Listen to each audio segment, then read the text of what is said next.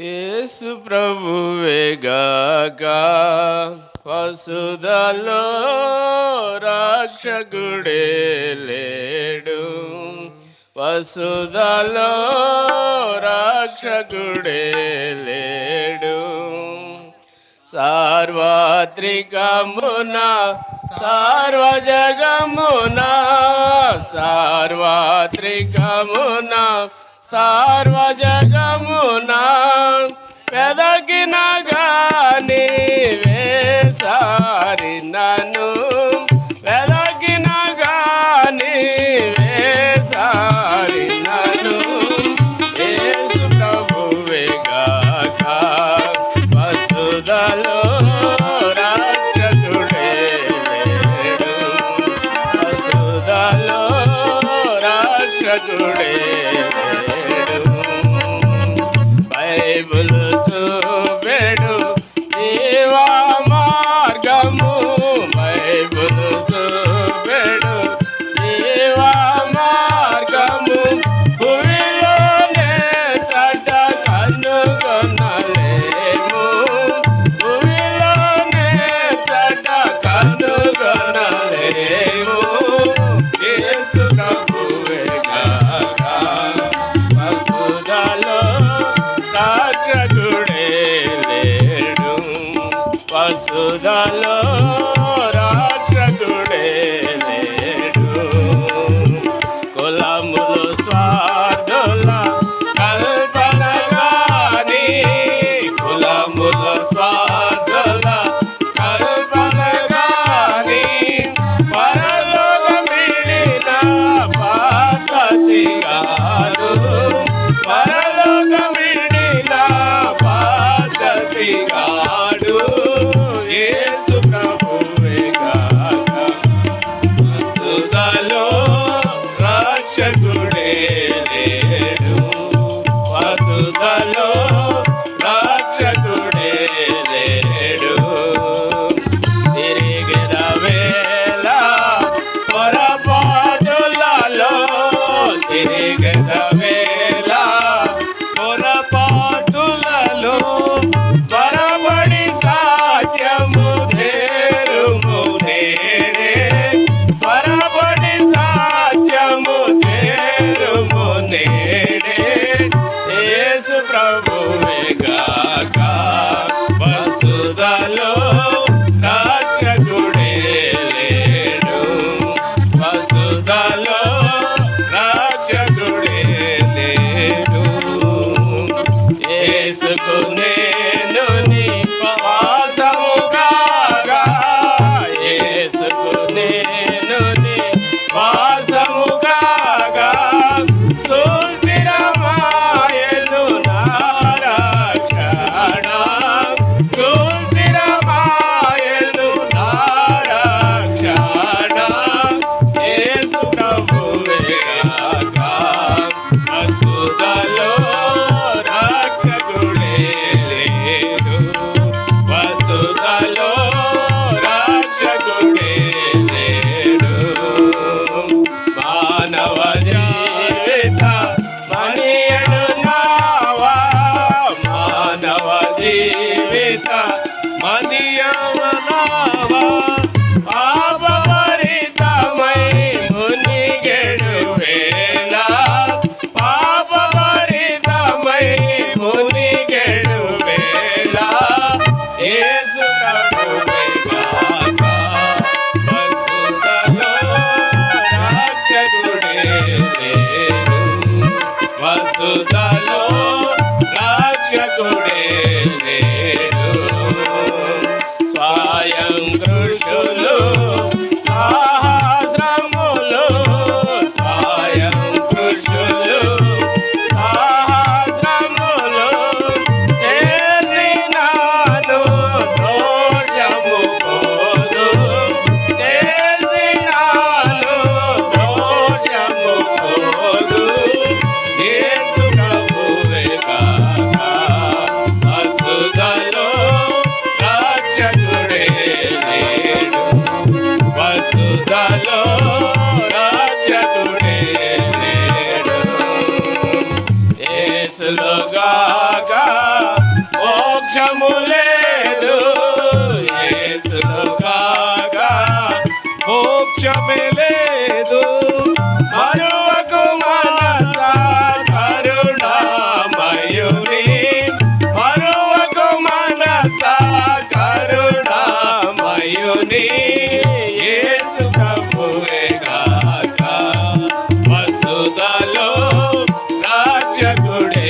లేడు వసుదలో రక్షకుడే లేడు.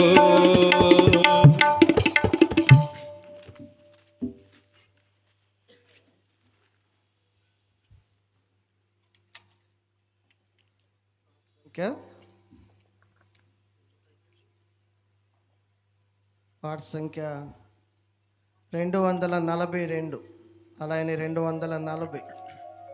ప్రభు గొప్ప కార్యములు చేస్తునని మనం ఉత్సహించదాం. ఈ పాట చివరొచ్చిన పాడేటప్పుడు లేచి నిలబడి పాడుకుందాం.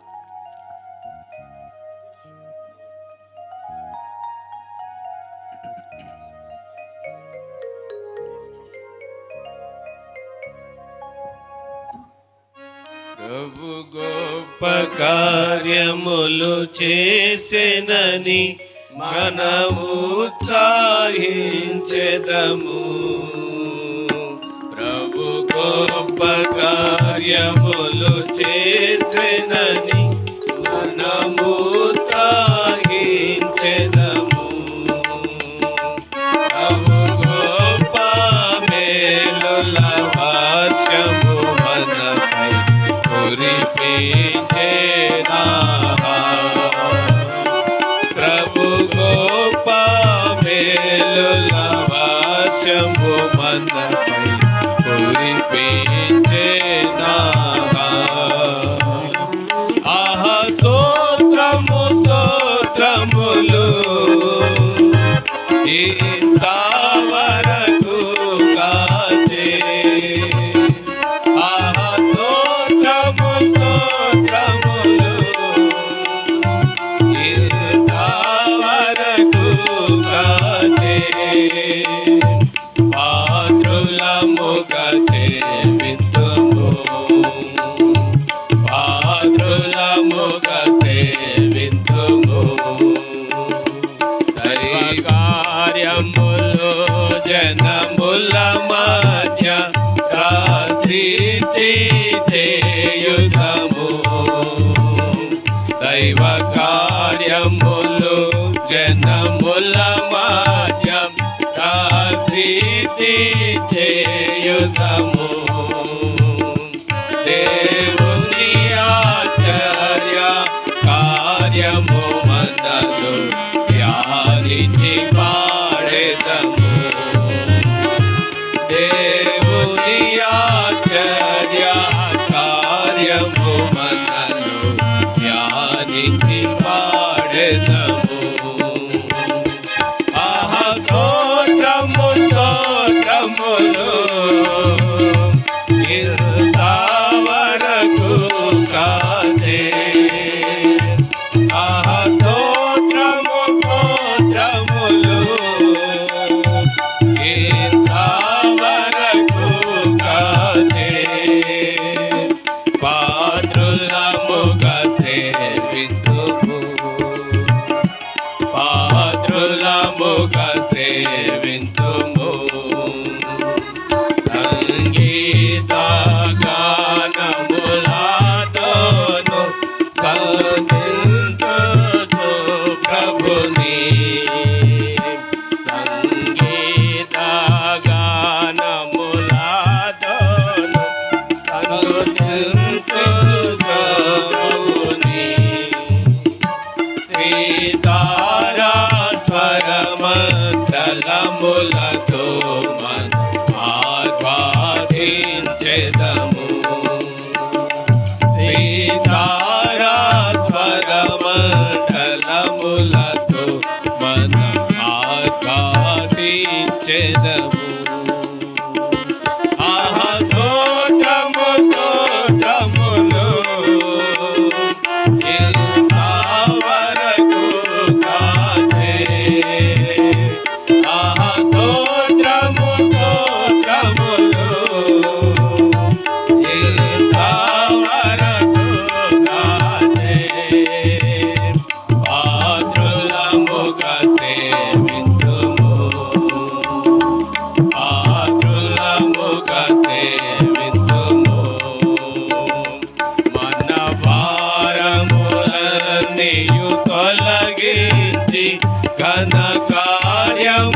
కార్యములను చేసే మన భారములన్నీయు తొలగించి ఘన కార్యములను చేసే దినమెల్లా పాడుచు కనపరచెదము సాధించెదమిలలో దినమెల్లా పాడుచు కనపరచెదము సాధించెదమిలలో ఆహా స్తోత్రము స్తోత్రములు ఇంతవరకు కాచే ఆహా స్తోత్రము స్తోత్రములు ఇంతవరకు కాచే పాత్రులముగా సేవింతుము పాత్రులముగా సేవింతుము నూతన కార్యములు చేయువాడు ప్రభు ఆశ్చర్యకరుడు నూతన కార్యములు చేయువాడు ప్రభు ఆశ్చర్యకరుడు బలమగు కార్యములు చేయువాడాయని ధైర్యముగా పడెదం బలమగు కార్యములు చేయువాడాయని ధైర్యముగా పడెదం ఆహా స్తోత్రము స్తోత్రములు ఇంతవరకు కాచే ఆహా స్తోత్రము స్తోత్రములు ఇంతవరకు కాచే పాత్రులముగా సేవింతుము పాత్రులముగా సేవింతుము ప్రేమ సౌందర్యం కలవాడు క్షేమము నేర్చువాడు ప్రేమ సౌందర్యము కలవాడు క్షేమము నేర్చువాడు మహిమైశ్వర్యములు కలవాడాయన్ మహిమై పొగడెదము మహిమైశ్వర్యములు కలవాడాయన్ మహిమై పొగడెదము ఆహా స్తోత్రము స్తోత్రములు ఇంతవరకు కాచే ఆహా స్తోత్రము స్తోత్రములు ఇంతవరకు కాచే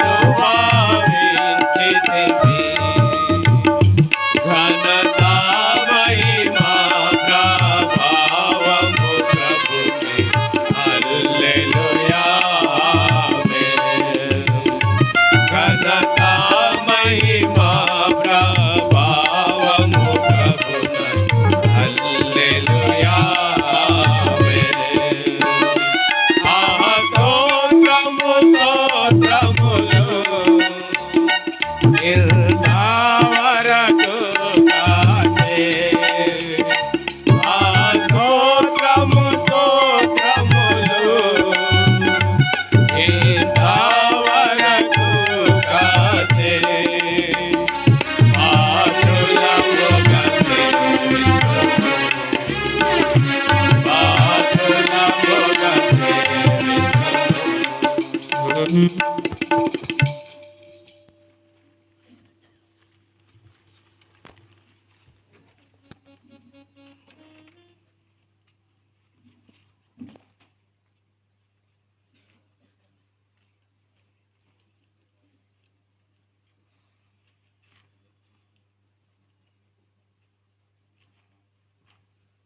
వాక్యంలో ఉండి ద్వితీయోపదేశ కాండము 28వ అధ్యాయం.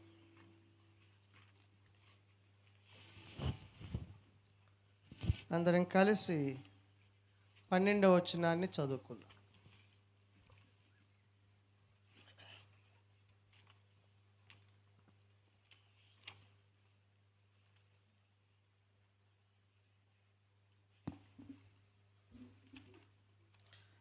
ద్వితీయోపదేశ కాండము 28వ అధ్యాయము 12వ వచనాన్ని మనం అందరం కలిసి చదువుకుందాం.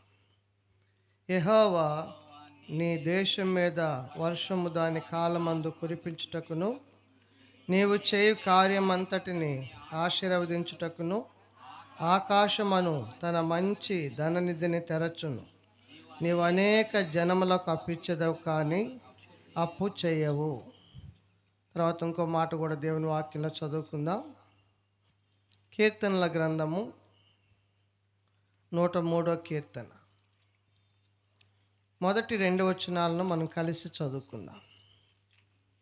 కీర్తనల గ్రంథం 103వ కీర్తన మొదటి 2 వచనాలు. నా ప్రాణమా యెహోవాను సన్నుతించుము, నా అంతరంగమున్న సమస్తమైన పరిశుద్ధ నామమును సన్నుతించుము. నా ప్రాణమా యెహోవాను సన్నుతించుము, ఆయన చేసిన ఉపకారములలో దేనిని మరువకుము. చాలు. ప్రభు సహాయం కొరకై ప్రార్థన చేసుకుందాం.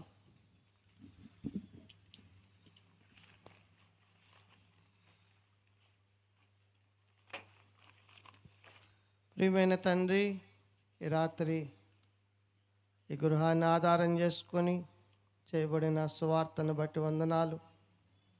అలాగనే పాటల్లో కూడా ఇంతవరకు మీరు సహాయపడుతూ వచ్చినారు. తిరిగి నీ వాక్యాన్ని ధ్యానించుకునే సమయం కూడా దీవించాను. కుటుంబానికి చేరవచ్చిన మాకు, అలాగనే ఈ చుట్టుపక్కల నివసించే ప్రజలకు అవసరమైన మీ మాటలు అనుగ్రహించండి. ద్వితీయోపదేశ కాండం 28వ అధ్యాయము 12వ వచనాన్ని, అలాగనే కీర్తనల గ్రంథం 103వ కీర్తన మొదటి 2 వచనాలను మీరు ఆశీర్వదించండి. తప్పక మీ స్వరం మాకు వినిపించండి. మీ నామానికి మహిమ తెచ్చుకోండి. నీ ఏర్పాట్లో ఉన్న వారిని రక్షించండి. దేవా, ఇంకా రావాల్సిన బిడ్డలను మీ చిత్తంలో, మీ సంకల్పంలో ఉన్న వారిని మీరు నడిపించండి. ఈ స్థలం అంతా కూడా మీ అమూల్యమైన రక్త ప్రోక్షణ కోరుకుంటూ మా చుట్టూ మీ అగ్నిని ప్రాకారంగా ఉంచమని క్రీస్తు నామంలో ప్రార్థించి వేడుకుంటున్నాము తండ్రి. ఆమేన్.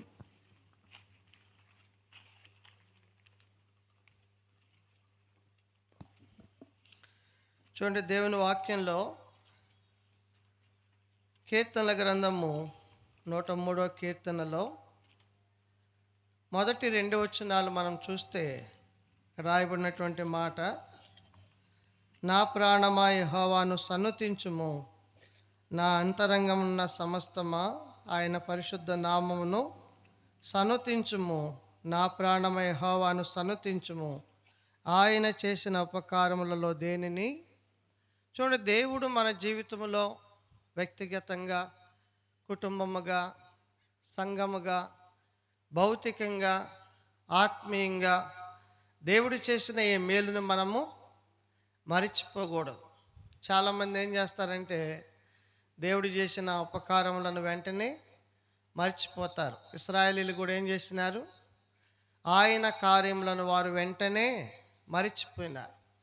కాబట్టి ఇలాగా సంవత్సరానికి ఒకసారి మన కుటుంబం తరపున మరి మనం దేవుడు చేసిన మేలులను ఏం చేసుకోవాలి? జ్ఞాపకం చేసుకోవాలి. కాబట్టి ఎందుకు మనం అలాగా జ్ఞాపకం చేసుకోవాలంటే, మనము దేవుడు చేసిన మేలులను జ్ఞాపకం చేసుకుంటే దేవుడు ఇంకొక మేలు మనకి చేస్తాడు. అందుకని ఆయన చేసిన ఉపకారములను, మేలులను బట్టి మనం దేవుణ్ణి ఏం చేయాలి? స్తుతించాలి, ఆయన ఆరాధించాలి, ఆయన్ని ఘనపరచాలి. అందుకని ఇక్కడ దేవుని వాక్యంలో మనం చూస్తే ఈరోజు దేవుడి కుటుంబంలో కానీ చేరవచ్చిన మన జీవితాల్లో కానీ ఎన్నో మేలులు ఎన్నో ఉపకారాలు ఆయన చేస్తూ వచ్చినాడు. అందుకని దేవుడు ఉపకారాలు మేలులు ఎలా చేస్తాడు అని అంటే చాలా విధాలుగా మన జీవితంలో ఆయన మేలులు ఉపకారాలు చేస్తాడు. అయితే ఒక ఒక భాగం ఏంటంటే వాగ్దానాలు ఆయన అనుగ్రహించి వాగ్దానాలు మన జీవితంలో ఆయన నెరవేరుస్తాడు. అది కూడా ఉపకారమే. కాబట్టి దేవుని వాక్యంలో మనం చూస్తే ఇక్కడ ద్వితీయోపదేశకాండం 28వ అధ్యాయంలో దేవుడు ఈ కుటుంబానికి ఇచ్చిన వాగ్దానాన్ని ఇక్కడ మనం చదివాం. ఏంటి మాట అంటే చూడండి, యెహోవా నీ దేశం మీద వర్షము దాని కాలమందు కురిపించుటకును. చాలు. ఇక్కడ మనం చూస్తే దేవుడు తన ప్రజలైన ఇశ్రాయేలీయుల గురించి మాట్లాడుతూ ద్వితీయోపదేశకాండం 28వ అధ్యాయము మొదటి 14 వచనాలలో దేవుడు ఆ దేశం మీద ఆ ప్రజల మీద కురిపించేటువంటి అనేక విషయాల గురించి ఇక్కడ రాస్తూ వచ్చినారు. అందుకని మీరు 2వ వచనంలో కూడా చూస్తే చూడండి, అక్కడ ఏం రాయబడిందంటే నీ మీదకి వచ్చి నీకు ప్రాప్తించును అనే మాట మనం చూస్తాం. కాబట్టి దేవుడు తన ప్రజలైన వారి మీదకి ఏమి ఆయన కురిపిస్తాడు, ఏమి ఆయన ప్రజల మీదకి ఆయన అనుగ్రహిస్తాడు.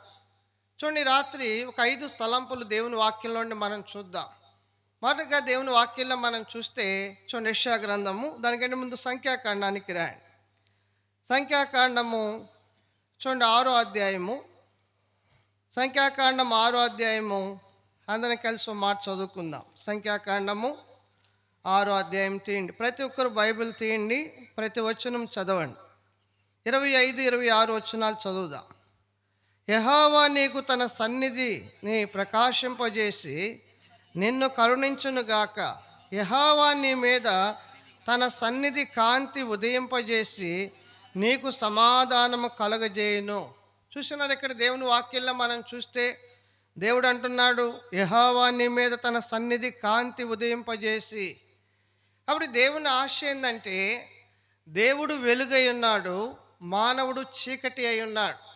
మీరు కనుక దేవుని వాక్యంలో యెషయా గ్రంథం 60వ అధ్యాయానికి వస్తే చూడండి, దేవుని వాక్యంలో జనములు ఎలా ఉన్నారని రాయబడుతూ వచ్చిందంటే చూడండి, యెషయా గ్రంథం 60వ అధ్యాయము, అందరినీ కలిసి చదువుకుందాం. చూడండి 3వ వచనం, 2వ వచనం చదువుదాం. చూడుము భూమిని చీకటి కమ్ముచున్నది, కటిక చీకటి జనములను, అంటే మానవుల మీద ఏముంది, చీకటి ఉంది. కాబట్టి మానవుణ్ణి చీకటి కమ్ముకుంటున్నట్లుగా దేవుని వాక్యంలో మనం చూస్తాం. కాబట్టి ఏంటి చీకటి అనేది దేవుని వాక్యంలో మనం చూసినప్పుడు మానవుడు ఈ లోకములో మరి పాపం అనే చీకటిలో బంధించబడి ఉన్నాడు. అందుకనే 2025 సంవత్సరాల క్రితం దేవుడు ఈ లోకానికి ఎందుకు రావాల్సి వచ్చింది అని అంటే పాపం అనే బంధకాలలో, పాపం అనే చీకట్లో ఉన్న మానవుని రక్షించడానికి ఆయన ఈ లోకానికి వచ్చినాడు. అందుకని దేవుని వాక్యంలో మనం చూస్తే లూకాసు వార్త 1వ అధ్యాయంలో 76 నుండి 79 వచనాలు అక్కడ ఏం రాయబడిందంటే జనములు ఎక్కడున్నారంట, చీకట్లోను మరణ ఛాయల్లోనూ కూర్చున్నట్లు వాక్యంలో రాయబడుతూ వచ్చింది. కాబట్టి ఈ రాత్రి వేళ దేవుని వాక్యం మనకి ఏం జ్ఞాపకం చేస్తుందంటే చీకట్లో ఉన్న ప్రజలను వెలుగులోనికి తీసుకురావడానికి, వెలిగించటానికి వెలుగైన దేవుడి లోకానికి రావాల్సి వచ్చింది. అందుకనే యోహాన్ రాస్తూ మొదటి పత్రికలో 1వ అధ్యాయానికి రండి, 5వ వచనంలో చూడండి ఏం రాయబడిందో. దేవుని వాక్యంలో యోహాన్ రాసిన మొదటి పత్రిక 1వ అధ్యాయము 5వ వచనం, మేమాయన వలన విని మీకు ప్రకటించు వర్తమానం ఏమనగా దేవుడు ఏమై ఉన్నాడు. పిల్లలు గమనించండి, దేవుడు వెలుగై ఉన్నాడు, కానీ మానవుడు ఏమై ఉన్నాడు, కటిక చీకటి జనములను కమ్ముతూ ఉంది.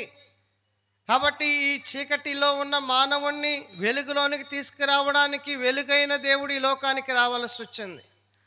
అందుకని ఆ వెలుగైన దేవుడు ఎలాంటి వాడు అని అంటే చూడండి, హెబ్రీ పత్రిక 7వ అధ్యాయము 26వ వచనం చూడండి. హెబ్రీలకి రాసిన పత్రిక 7వ అధ్యాయం 26వ వచనం. పవిత్రుడు పిల్లరా, ఆ వెలుగైన దేవుడు ఎవరండి, పవిత్రుడు, నిర్దోషి, నిష్కల్మషుడు, పాపులలో చేరక ప్రత్యేకంగా ఉన్నవాడు ఆయన. కాబట్టి ఆలోచించేయండి, చీకట్లో ఉన్న మానవుణ్ణి వెలిగించడానికి, మరి మానవుణ్ణి వెలుగులోనికి తీసుకురావడానికి వెలుగైన దేవుడి లోకానికి వచ్చినాడు. అందుకని బైబిల్లో రాయబడింది, ఆయనలో చీకటి ఏమాత్రము కూడా లేదనే మాట మనం చూస్తాం. అక్కడే చూడండి, యోహాను రాసిన మొదటి పత్రికలోనే 1వ అధ్యాయంలో మనం చూస్తే చూడండి, ఆయన యందు చీకటి ఏమాత్రమును, ఎవరు ఈ చీకటి లేని దేవుడు, ఎవరు ఈ పాపము లేని దేవుడు, ఎవరు ఈ పరిశుద్ధుడైన దేవుడు, ఎవరి కామ క్రోధ లోభ మోహ మదమత్సరం లేని దేవుడు. ఒకప్పుడు ఈ వెలుగైన దేవుడు నాకు కూడా తెలియదు. లోకంలో ఒక హైందవ కుటుంబంలో జన్మించిన నా జీవితంలో ప్రియులారా, ఈ లోకంలో నేను అనేక రకాలైన చీకట్లో నేను జీవిస్తూ వచ్చినాను.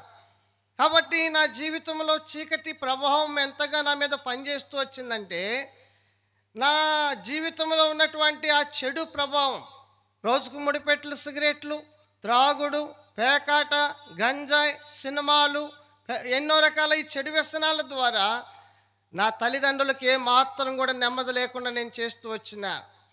నా తల్లిదండ్రులు ఎంత విసిగిపోయినారంటే, మా తండ్రి గారు అంటారు, నువ్వు తాగి ఎక్కడ పడితే అక్కడ అల్లరి చేస్తూ గొడవ చేస్తూ ఎక్కడ పడితే అక్కడ తాగి మా పరువు తీయొద్దు, కావాలంటే నేను తెచ్చిస్తాను, తాగి ఇంట్లో పడుకోమన్నాడు. పిల్లలు అలాంటి పరిస్థితులలో కనుక తాగి నా జీవితంలో నాకు ఎలాంటి పరిస్థితికి నేను వెళ్ళిపోయినానంటే, నోటమ్మటి నెత్తురు పడతా ఉంది. ఇక బతికేదానికి అవకాశం లేనటువంటి పరిస్థితి. నోటమ్మటి నెత్తురు పడతా ఉన్నా కూడా సిగరెట్ మాత్రం నేను మానుకోలేకపోయినాను. ఎందుకంటే పాపము యొక్క ప్రభావం అనేది మానవుడు ఏ మాత్రము కూడా దాని నుండి బయటికి రాలేడు. అందుకని దేవుని వాక్యంలో పిల్లారా, పాపములో ఉన్న మానవుని రక్షించడానికి పాపము లేని దేవుడి లోకానికి రావాల్సి వచ్చింది. నువ్వే కులమైనా, ఏ మతమైనా, ఏ జాతి అయినా, ఏ వర్ణమైనా, ఏ వర్గమైనా, నీ వయసు ఏదైనా కానీ గాక, ఈరోజు నీ జీవితంలో ఉన్న ఆ యొక్క చెడు, ఆ ప్రభావం అనేది ఒక దినాన్ని నిత్య నాశనానికి, నరకానికి తీసుకుని వెళ్ళబోతుంది. అందుకనే బైబిల్లో రాయబడుతూ వచ్చింది, పాపం వల్ల వచ్చు జీతము మరణం. పిల్లలు, అందుకని ఈ పాపం వల్ల వచ్చే జీతమైన ఆ మరణం నుండి, ఆ నరకం నుండి రక్షించడానికి దేవుడి లోకానికి మానవుడిగా వచ్చినాడు. యేసు అనే నామాన్ని ధరించి వచ్చినాడు. పిల్లారా, యేసు అనే ఆ మాటకి అర్థం ఏంటంటే రక్షకుడు అని అర్థం. కనుక చూడండి, ప్రతి పేరుకు కూడా ఒక అర్థం ఉంటుంది. అలాగనే యేసు అనే నామానికి అర్థం ఏంటంటే రక్షకుడు అని. మరి పిల్లారా, ఈయన 2000 సంవత్సరాల క్రితమే కదా అని అంటారు. లేదు, బైబిల్ వాక్యంలో రాయబడింది. చూడండి, యోహాను సువార్త 1వ అధ్యాయం, ఈ దేవుడు ఎప్పటి నుండి ఉన్నాడు అని రాయబడిందంటే, యోహాను సువార్త 1:1 చదవండి. ఆది యందు వాక్యముండెను, వాక్యము దేవుని యొద్దుండెను. పిల్లారా, వాక్యమైన దేవుడు, వాక్కైన దేవుడైనా, ఆ వాక్యమైన దేవుడు ఏమైనా అండి. ఇప్పుడు 14వ వచనం చూడండి. చూడండి, ఆ వాక్యము శరీరధారి అయి, ఎందుకు ఆయన శరీరం దాల్చినాడు చెప్పండి?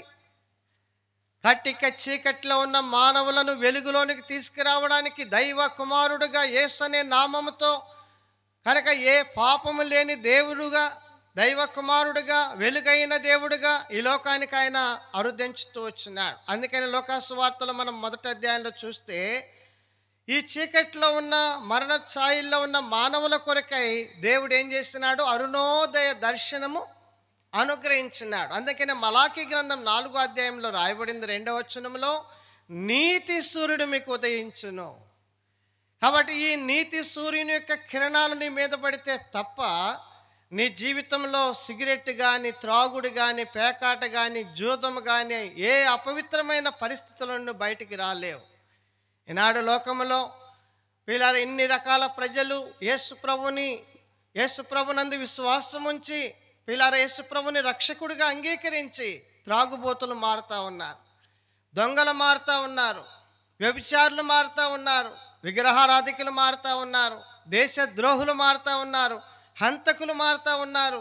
పిల్లల రకరకాల అధికారాల్లో ఉన్నటువంటి అధికారులు కూడా మారుతూ ఉన్నారు. మనకు తెలుసుగా లోకాసు వార్త 19వ అధ్యాయంలో పన్ను వసూలు చేసే జక్కయ్య అనే వ్యక్తి ఎవరైనా చీకట్లో ఉన్నటువంటి ఒక అధికారి, పాపంలో ఉన్న ఒక అధికారి. చదవండి లోకా సువార్త 19 అధ్యాయం 7 వచనం దయచేసి ఎవరైనా. అందరూ అది చూచి, పిల్లరా మీరు ఆలోచన చేయండి, ఏం చూసినారు వాళ్ళు?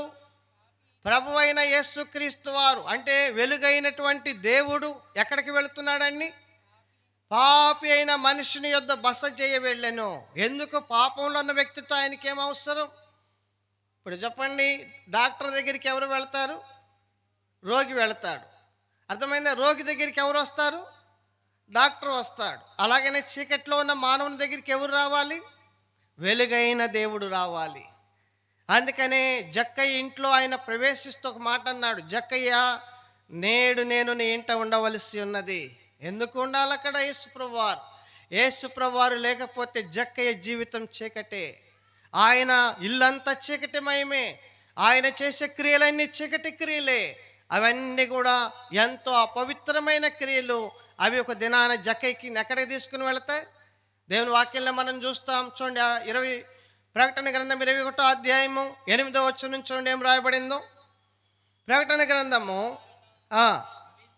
పిరికి వారును, అవిశ్వాసులను, అసహ్యులను, నరహంతకులను, వ్యభిచారులను, మాంత్రికులను, విగ్రహారాధికులను, అబద్ధికులందరూ అగ్ని గంధకములతో మండు గుండములో పాలు పొందుదురు. ఇది రెండవ మరణం. అంటే ఏంటి? అగ్ని ఆరదు, పురుగు చావదు. అంత భయంకరమైన స్థలంలోనికి ఒక వ్యక్తి వెళ్ళాలి. అందుకని దేవుని పోలికలో తయారు చేయబడిన మానవుడు, ప్రియమైన సహోదరుడా సహోదరి, నువ్వే కులమైనా కానీ గాక, నువ్వు ఎవరి పోలికలో సృష్టించబడ్డావంటే చూడండి 1వ అధ్యాయం ఆదికాండము 28 చదవండి ఎవరైనా. 26 చూడండి. దేవుడు మన స్వరూపమందు మన పోలిక చొప్పున. ఆలోచన చేయండి, మానవుడు ఏ పోలిక? దున్న పోలిక, లేకపోతే సింహం పోలిక, లేకపోతే మేక పోలిక, లేకపోతే ఏ పాము పోలిక? ఏ పోలిక నువ్వు? బైబిల్లో రాయబడింది మానవుడు దేవుని స్వరూపంలో సృష్టించబడ్డాడు. దేవుని పోలికలో మానవుడు సృష్టించబడుతూ వచ్చినాడు. దేవుడు అవ్వ ఆదాములను చేసినప్పుడు దేవుడు వారిని చూచి ఏమన్నాడు తెలిసిన? చాలా బాగున్నది అన్నాడు. ఆయన సృష్టి అంతటిని చేసినప్పుడు ఆయన బాగున్నది బాగున్నది బాగున్నది అన్నాడు. కానీ ఆదామవ్వలను ఆయన చేసిన తర్వాత వారిని చూసుకొని ఆయన అన్న మాట ఏంటంటే చాలా బాగున్నది అన్నాడు. అంటే అర్థమేంటి? మానవుణ్ణి దేవుడు తన పోలికలో చేసుకున్నప్పుడు ఆ మానవుణ్ణి చూసి దేవుడు చాలా ఆనందించినాడు. అయితే 3వ అధ్యాయంలోకి వచ్చేలకి మానవుడు ఏమైపోయినాడు? సాతాను మాట విని చేయకూడని పని చేసి పిల్లారా దేవుని యొక్క తేజస్సును పోగొట్టుకున్నాడు. అందుకనే జనములను చీకటి కమ్ముతా ఉంది. అట్టి జనముల మీదకి తిరిగి మరలా దేవుడు తన వెలుగునివ్వాలనుకుంటున్నాడు. అందుకని యెషయా గ్రంథం 60వ అధ్యాయం 1 చూడండి ఏం రాయబడిందో. యెషయా గ్రంథం 60వ అధ్యాయము 1 నీకు వెలుగు వచ్చి ఉన్నది, లెమ్ము తేజరిల్లుము, యెహోవా మహిమ నీ మీద ఉదయించెను. మనం ఇంకా చూస్తే చూడండి 2వ యెహోవా నీ మీద ఉదయించుచున్నాడు, ఆయన మహిమ నీ మీద. కాబట్టి ఈరోజు నీ మీద ఉదయించాలని, నీ హృదయంలో క్రీస్తు ఉదయించాలని ఈ రాత్రి మీటింగ్ ఏర్పాటు చేస్తూ వచ్చినాడు. ప్రియమైన సహోదరుడా సహోదరి, ఎవరైనా కానీ గాక, ఎక్కడున్నా కానీ గాక, ఈ వెలుగైన దేవుడు నీకు అవసరం. నిన్ను వెలిగించే దేవుడు నీకు అవసరం. నీ హృదయాన్ని వెలిగించే దేవుడు నీకు అవసరం. నీ కుటుంబాన్ని వెలిగించే దేవుడు నీకు అవసరం. నీ పాపములకు ప్రాయశ్చిత్తం చేసే దేవుడు నీకు అవసరం. నీ పాపాల కొరకై శిలువ మీద భూమికి ఆకాశానికి మధ్యన 3 రేకుల మీద వేలాడిన దేవుడు నీకు అవసరం. నీ పాపపు శిక్షను భరించిన దేవుడు నీకు అవసరం. చూడండి యెషయా గ్రంథం 53వ అధ్యాయము 5 చూడండి. మన అతిక్రమ క్రియలను బట్టి ఎందుకు యేసు ప్రభువు వారు గాయపరచబడ్డాడు? ఒక్కసారి రాత్రి నువ్వు ఆగు, ఆలోచించే. ఎన్నో ఆలోచిస్తున్నావు కదా, ఎన్నో చూస్తున్నావు కదా, ఎన్నో వింటున్నావు కదా, ఎన్నో చదువుతున్నావు కదా. నీకు అవసరము లేనివి, నీకు ప్రయోజనం లేనివి, నీకు మరి నష్టం కలిగించే వాటిని కూడా నువ్వు చూస్తున్నావు కదా. ఇది నష్టం జరిగించే కార్యం కాదు. ఇది నీ జీవితానికి ఎంతో మేలు కలిగించే కార్యం. ఏంటంటే మన అతిక్రమ క్రియలను బట్టి ప్రభు అయిన యేసుక్రీస్తు వారు గాయపరచబడ్డాడు. మన దోషములను బట్టి ఆయన నలగొట్టబడుతూ వచ్చినాడు. ఎందుకు తెలిసిన మన సమాధానార్థమైన శిక్ష ఆయన మీద. ఎందుకు ఆయన మీద పడింది ఆ శిక్ష? ఆయన పొందిన గాయముల చేత మానవుల యొక్క పాపానికి ఏం జరుగుతుంది? స్వస్థత కలుగుతుంది. నువ్వెంత ఘోర పాపివైనా కానీ గాక, నువ్వెంత త్రాగుబోతు అయినా కానీ గాక, నువ్వెంత తిరుగుబోతు అయినా కానీ గాక, నీ జీవితంలో ఉన్న పాప సంఖ్యల నుండి విడిపించగలిగిన దేవుడు ప్రభు అయిన యేసుక్రీస్తు వారు. ఈ రాత్రి వద్దా ఈ దేవుడు నీకు. ఎంతకాలం నెమ్మది లేకుండా జీవిస్తావు? ఎంతకాలం సంతోషం లేకుండా జీవిస్తావు? ఎంతకాలం నీ జీవితం ద్వారా నీ భార్యను, నీ భర్తని, నీ బిడ్డలను, నీ తల్లిదండ్రులను, నీ అన్నదమ్ములను, నీ కలిగిన వారిని ఎంతమందిని ఎంతకాలం ఏడిపిస్తూ జీవిస్తావు నీ జీవితంలో? ఈ రాత్రి రా యేసుప్రభు వారి యొద్దకు. అందుకే ఆయన అంటున్నాడు, ప్రయాసపడి భారం మోసుకొనుచున్న సమస్త జనులారా. ఒక కులాన్ని యేసుప్రభు వారు పిలవట్లేదండి.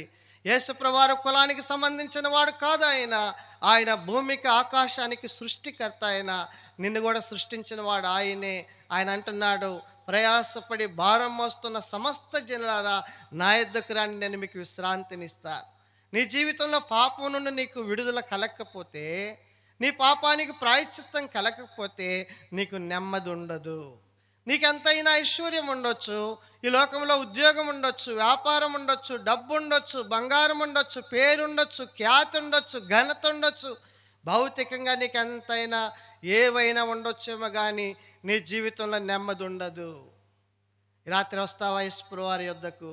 ఆయన ఒక్కడే నీకు మార్గం, ఆయన ఒక్కడే నీకు వెలుగు. అందుకని బైబిల్ గ్రంథంలో రాయబడుతూ వచ్చింది. చూడండి, ఒక వచనం, యోహాను రాసిన సువార్త 1వ అధ్యాయం 4వ వచనం చూడండి ఏం రాయబడిందో. యోహాను సువార్త 1వ అధ్యాయం 4వ వచనం. ఆయనలో జీవం ఉండెను, ఆ జీవం మనుషులకు వెలుగైన. ఆయనలో జీవం ఉండెను. ఆయన ఎందుకు చనిపోయినాడంటే నీ పాపాల కొరకు ఆయన చనిపోయినాడు అంతే. బైబిల్లో రాయబడింది 1 కొరింథీ పత్రిక 15వ అధ్యాయంలో, లేఖనముల ప్రకారం క్రీస్తు మృతి చెందాడు, తిరిగి లేఖనముల ప్రకారం 3వ దినమున ఆయన తిరిగి లేపబడుతూ వచ్చినాడు. ఎందుకు ఆయన చనిపోయినాడంటే మన పాపాల కొరకు ఆయన చనిపోయినాడు అంతే. ఎందుకు వాక్యంలో రాయబడిందంటే ప్రకటన గ్రంథం 1వ అధ్యాయం 6వ వచనం దయచేసి చూడండి. ఆయన ఎందుకు మానవుల కొరకు చనిపోయినాడు అక్కడ ఎంతో స్పష్టంగా రాయబడింది. నిన్ను ప్రేమించుచు తన రక్తం వలన నీ పాపముల నుండి నిన్ను విడిపించే దాని కొరకై ప్రభు అయిన యేసుక్రీస్తు వారు చనిపోయినాడు. కాబట్టి నీ పాపముల నుండి నిన్ను విడిపించే దాని కొరకై నిన్ను ప్రేమించినాడు ఆయన. ఈ లోకంలో భార్య ప్రేమ వేరు, భర్త ప్రేమ వేరు, బిడ్డల ప్రేమ వేరు, తల్లిదండ్రుల ప్రేమ వేరు. మనం చూస్తున్నాం ఈ లోకములో ప్రేమ అంతా కూడా ఆ నిజమైన ప్రేమ కానే కాదు. ఎందుకంటే భర్తని భార్య చంపుతుంది, భార్య భర్తను చంపుతున్నాడు, పిల్లల్ని తల్లిదండ్రులు చంపుతున్నారు, తల్లిదండ్రులు పిల్లలను చంపుతున్నారు. ఉదయం లెగిస్తే న్యూస్లో పిల్లారా రకరకాల వినకూడనటువంటి మాటలు వింటున్నాం, చూడకూడని విషయాలను మనం చూస్తున్నాం. కానీ ఈ దేవుడు, ఈ వెలుగైన దేవుడు నీ స్థానంలో నీకు బదులుగా నువ్వు పొందవలసిన శిక్షణ ఆయన భరించినాడు. అందుకని ఆయన తల మీద ముళ్ళ కిరీటం, అందుకని ఆయన చేతుల్లో మేకులు, అందుకని ఆయన కాళ్ళల్లో మేకు, అందుకని ఆయన దేహం అంతా నాగలి చాలవలే దున్నబడుతూ వచ్చింది. ఈ రాత్రి ఆ రక్తాన్ని నువ్వు కోరుకుంటే చాలు. బైబిల్ చెప్తుంది, యేసు రక్తము ప్రతి పాపము నుండి మళ్ళీ కడిగిలి పవిత్రులుగా. 1999వ సంవత్సరం డిసెంబర్ 31 రాత్రి 12 గంటల సమయంలో ఈ చిన్న మాట ద్వారా నా జీవితాన్ని యేసు ప్రభు మారుస్తూ వచ్చినాడు. నా కులాన్ని నేను మార్చుకోలా, నా మతాన్ని నేను మార్చుకోలా, నా పేరునే మార్చుకోలా, నా వస్త్రాలనే మార్చుకోలా. పిల్లల నా జీవితాన్ని యేసు ప్రభువుకి ఇచ్చినాను. ఆయన నా హృదయాన్ని, నా జీవితాన్ని మార్చినాడు. ఏమనలేదు ఆ రాత్రి వేళ చిన్న మాట, యేసు ప్రభు నేను పాపిని, నన్ను క్షమించు, నీ బిడ్డగా చేసుకొని చిన్న మాట అడిగినాను. పిల్లారా, ఈరోజు నా జీవితంలో ఎంతో నెమ్మదిని దేవుడు అనుగ్రహిస్తూ వచ్చినాడు. అందుకని బైబిల్ గ్రంథంలో రాయబడింది, యెషయా గ్రంథం 26వ అధ్యాయం 3వ వచనం చూడండి. రెండవ విషయానికి వెళ్దాం. యెషయా గ్రంథము 26వ అధ్యాయం 3వ వచనం చదవండి దయచేసి. ఎవని మనస్సుని మీద ఆనుకొనునో వారిని నువ్వు పూర్ణ శాంతి గలవానిగా. ఈ రాత్రి నీకు కావాలా ఈ శాంతి? నీ జీవితంలో చెప్పగలవా? నీకు శాంతి ఉందా? నీకు నెమ్మది ఉందా? అయితే ఈ రాత్రి వేళరా శాంతినిచ్చే దేవుడు. అందుకని యేసుప్రభువారు అన్నాడు, లోకం ఇచ్చినట్లు కాదు, నా శాంతిని మీకు అనుగ్రహించి వెళ్ళిచున్నాను. యేసుప్రభువారు ఇచ్చే శాంతి నీ డబ్బులో దొరకదు నీకు. నీ కులంలో నీకు ఆ శాంతి దొరకదు. నీ మతంలో ఆ శాంతి నీకు దొరకదు. నువ్వెక్కడికి వెళ్ళినా ప్రపంచంలో శాంతి అనుగ్రహించే శాంతి దాత ప్రభు అయిన యేసుక్రీస్తు వారు. తిరిగి ఆయన యొద్దకు రావాల్సిందే. ఈ రాత్రి ఇది మొదటిగా దేవుని వాక్యాలను మనం చూస్తాం. ఎవరి జీవితాలు వెలిగించబడతాయో వారి జీవితాలు పవిత్రంగా ఉంటాయి. ఎవరి జీవితాలు వెలిగించబడతాయో వారి జీవితాలు నెమ్మదిగా ఉంటాయి. అందుకని అక్కడ ఒక రాయబడిన మాట ఏంటంటే, ఒక వచనం అక్కడ చూడండి, యోహాను రాసిన మొదటి పత్రికలో మొదటి అధ్యాయంలో చూడండి. ఎప్పుడైతే మనం ఆయనతో సహవాసం చేస్తామో ఆ వెలుగైన దేవుడు మన జీవితంలో ఏం చేస్తాడంట? 6వ వచనం చూడండి. ఆయనతో కూడా సహవాసము గలవారమని చెప్పుకొని చీకట్లో నడిచినడలా మనం అబద్ధం ఆడుతూ సత్యమును, అయితే ఆయన వెలుగులోనున్న ప్రకారము మనమును వెలుగులో నడిచినడలా మనం అన్యోన్య సహవాసము గలవారమైందుము. అప్పుడు ఆయన కుమారుడైన యేసు రక్తం ప్రతి పాపము నుండి మనల్ని పవిత్రులుగా, ఈ లోకంలో నిన్ను పవిత్రుడిగా పవిత్రురాలుగా చేసే ఔషధం ఏదీ లేదు, ఒక్క యేసు ప్రభు రక్తం ద్వారానే. ఎందుకంటే అది పాపము లేని రక్తం, అది పుణ్య రక్తం. బైబిల్లో రాయబడింది కదా, మొదటి పేతురు 1వ అధ్యాయంలో ఏం రాయబడింది? అమూల్యమైన రక్తం, నిర్దోషమైన రక్తం. అందుకని బైబిల్లో రాయబడింది యేసు ప్రభు వారి గురించి, ఇదిగో లోక పాపములను మోసుకొని పో దేవుని గొర్రెపిల్ల. ఈ రాత్రి వేళ ఆ గొర్రెపిల్ల దగ్గరికి నువ్వు వస్తే, ఆ గొర్రెపిల్లను నువ్వు స్వీకరిస్తే చాలు, నువ్వేం చేయొద్దు. యేసు ప్రభు నిన్నేం అడగట్లా. ఆయన అడిగేది ఏంటంటే, నా కుమారుడా నీ హృదయము నాకిమ్ము చాలు. జక్కయ్యని అడిగినాడు, నేను నీ ఇంట్లో ఉండవలసి ఉన్నది అన్నాడు. జక్కయ్య సంతోషంతో యేసు ప్రభుని చేర్చుకున్నాడు. ఏమైంది చెప్పండి? ఆ ఇంట్లో మార్పు వచ్చింది, ఆయన హృదయం వెలిగించబడింది. అన్నాడు, ఎవని యొద్దనైనా అన్యాయముగా దేనినైనా నేను తీసుకుంటే అయినంతలంట. నేను అనుకుంటాను 100 రూపాయలు అన్యాయంగా తీసుకున్నాడు అనుకో ఎవరి దగ్గర అన్న జక్కయ్య, వాడు అనుకొని ఉంటాడు అప్పుడు, అయ్యో కనీసం 400 నా దగ్గర అన్యాయంగా తీసుకొని ఉంటే బాగుండు.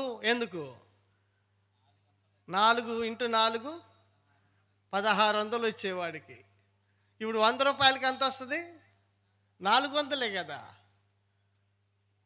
కాబట్టి నిజంగా దేవుని వాక్యంలో మనం ఎంత మార్పు వచ్చిందో మనం చూస్తాం. ప్రియమైన సహోదరుడా సహోదరి, ఇది ఒక మతం కాదు, ఇది మార్గం. నిన్ను పరలోక రాజ్యానికి శాంతియుతమైన మార్గంలోనికి తీసుకొచ్చే మార్గం ఇది. అందుకని బైబిల్లో రాయబడింది, వారు శాంతి మార్గము ఎరుగరు. శాంతి మార్గం ఎరుగని నీ కొరకు యేసు ప్రభువు వారి భూమి మీదకి వచ్చినాడు. ఆయన నిన్ను శాంతి మార్గంలోనికి, వెలుగైన మార్గంలోనికి, వెలుగైన దేవునితో నువ్వు సహవాసం చేసే దాని కొరకు ఈ రాత్రి నిన్ను పిలుస్తున్నాడు. ఎవరమైనా సరే, ఎక్కడున్నా సరే, మైక్ శబ్దం ద్వారా వింటున్న నీ జీవితంలో, ప్రభా నేను చీకట్లో ఉన్నాను, నెమ్మది లేకుండా ఉన్నాను, నా జీవితంలో భయముతో కలవరంతో ఉన్నాను, అశాంతితో జీవిస్తున్నాను, ప్రభా నువ్వు శాంతినిస్తావంట కదా, నాకు ఆ శాంతిని అనుగ్రహించని ఒక చిన్న మాట అడిగితే చాలు. నీ భర్త ద్వారా పోగొట్టుకున్న శాంతి, నీ పిల్లల ద్వారా పోగొట్టుకున్న శాంతి, నీ అనారోగ్యం ద్వారా పోగొట్టుకున్న శాంతి, నీ అప్పుల ద్వారా పోగొట్టుకున్న శాంతి, దేని ద్వారా నీ శాంతిని కోల్పోయినావో తిరిగి ఆ శాంతిని దేవుడు నీకు అనుగ్రహిస్తాడు. ఈ రాత్రి వేళ మొదటిగా దేవుని వాక్యంలో మనం చూస్తాం, ఆయన మన మీద ఏం చేస్తాడంట? ఆయన నీ మీద ప్రకాశించేటువంటి వాడుకుంటున్నాడు. ఈ రాత్రి వేళ మొదటిగా ఆయన వెలుగుని మీదకి ఆయన అనుగ్రహించాలని కోరుతున్నాడు. రెండవ విషయానికి మనం వెళితే చూడండి, యెషయా గ్రంథము 35వ అధ్యాయానికి రండి. యెషయా గ్రంథం 35వ అధ్యాయము చూడండి. యెషయా గ్రంథం 35వ అధ్యాయము చివరి వచనం అందరం కలిసి చదువుకుందాం. యెషయా గ్రంథము 35వ అధ్యాయము అందరం కలిసి చదువుకుందాం. చివరి వచనం చూడండి, 35 చివరి వచనం. యెహోవా విమోచించిన వారు పాటలు పాడుచు తిరిగి సియోనుకు వచ్చెదరు. వారి తలల మీద నిత్యానందముండును, వారు ఆనంద సంతోషములు గలవారై వచ్చెదరు, దుఃఖమును నిట్టూర్పును ఎగిరిపోవును. రెండవదిగా దేవుడు అంటున్నాడు, వారి తలల మీద ఏ ఆనందం అంటండి? భర్త మంచి చీర కొన్నప్పుడు ఏ ఆనందం ఉంటుంది? కొంచెం మంచిగానే ఆనందం ఉంటుంది. భర్త కనుక ఒక మాట గట్టి గదివాడంటే చీర కొన్నప్పుడు ఉన్న ఆనందం ఎగిరిపోయింది. ఎప్పుడు ఒక మాట గట్టి గనక భర్త గదివాడంటే అర్థం చేసుకో. అంటే భర్త అనుకూలంగా ఉంటే సంతోషం, భర్త ప్రతికూలంగా ఉంటే దుఃఖం. దేవుడిచ్చే ఆనందం అలాంటిది కాదు. చూడండి ఇక్కడ ఏమంటున్నాడంటే ఆయన, వారు ఆనంద సంతోషములు గలవారై వచ్చేదరు. ఎలాంటి ఆనంద సంతోషములు కలిగిన వారై వస్తారు వారు?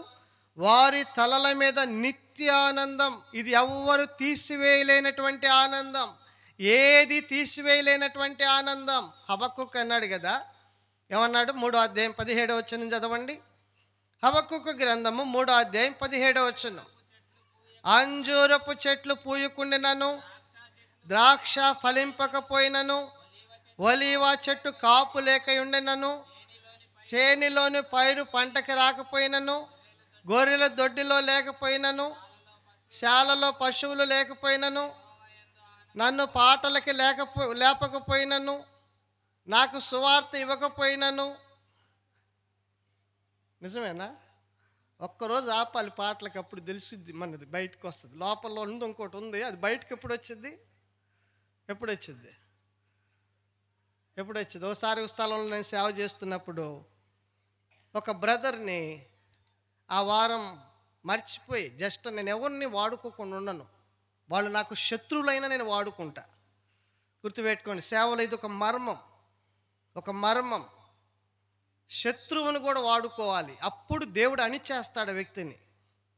శత్రువును కూడా ఎన్నడూ కూడా దేవుని పనికి దూరంగా ఉంచకూడదు. ప్రార్థన చేస్తూ రావాలి, వాడుకుంటూ రావాలి, అప్పుడు దేవుని మహిమను చూస్తాడు ఆ వ్యక్తి.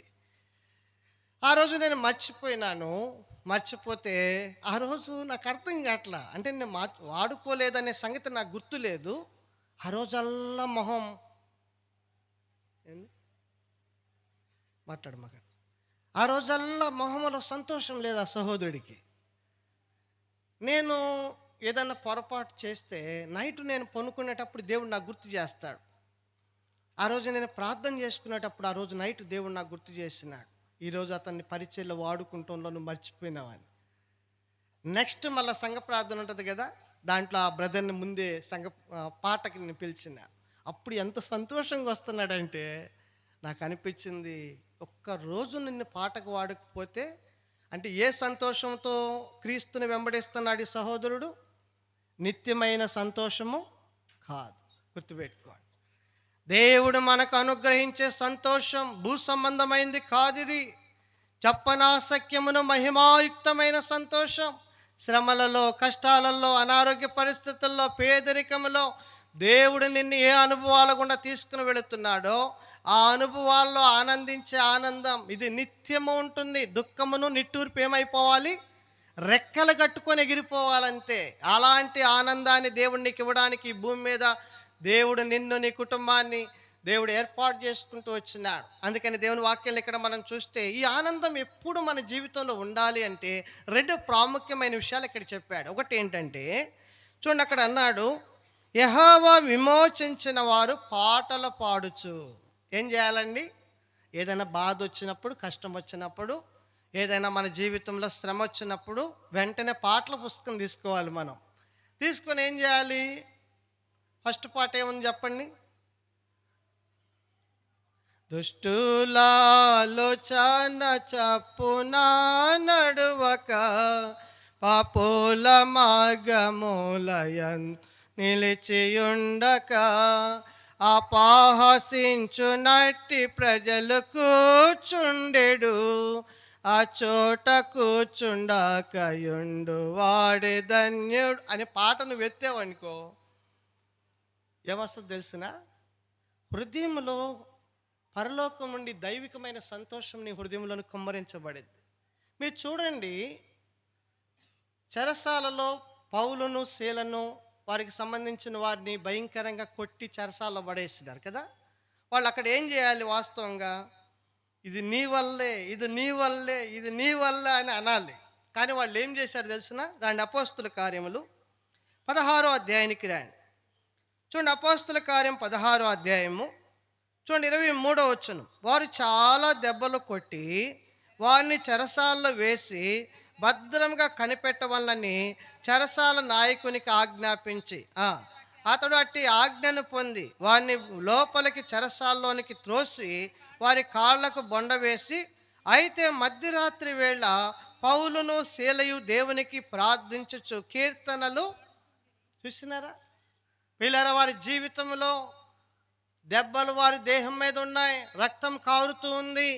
వారిని భయంకరంగా బొండ వేసి బిగిస్తూ వచ్చినారు. ఆ బొండ వేసి బిగించినప్పుడు అటు ఇటు కదలటానికి ఉండదు, రవ్వంతా కూడా కదిలారంటే ఎముకలు ఇరిగిపోతాయి. అంత భయంకరమైనటువంటి బంధకాలలో పౌలు శీలలు ఉన్నారు.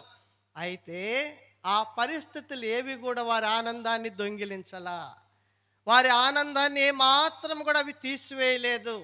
ఈరోజు గమనించండి, యెహోవా నిస్సి అనే సంఘములో ఒక మంచి బిల్డింగ్లో సేవ చేస్తున్నామని ఆ ఆనందం కాదు. కానీ మేము చిన్న గుడిసెలో, మేము ఫస్ట్ సంఘం ఎలాంటి సంఘం అంటే కావల దగ్గర జానకంపేట అనే ఒక చిన్న సంఘం, అప్పుడు పూరి గుడిసె అనమాట. సిస్టరు నేను వర్షం పడిందనుకో మంచం మీద గొడిగేసుకొని కూర్చునేవాళ్ళం. ఎందుకంటే కింద అన్ని పాములు తేళ్లే. వర్షం పడిందంటే పాములు తేళ్ళు డైరెక్ట్గా ఇంట్లోకి వచ్చేస్తాయి. ఇప్పుడు గొడిగేసుకొని కూర్చునేవాళ్ళం. గొడిగేసుకొని కూర్చుంటే ఆ రోజుల్లో చాలా భయంకరమైన పరిస్థితులు అన్నమాట. కానుక 70 రూపాయలు వచ్చేది, 70 రూపాయలు కానుక వచ్చేది. నేను దేవుని సన్నిధిలో చెప్తున్నా, ఆ రోజు దేవుడు మా హృదయాల్లో ఏ సంతోషం ఉంచాడో ఈ రోజుల్లో కూడా అదే సంతోషం ఉంది.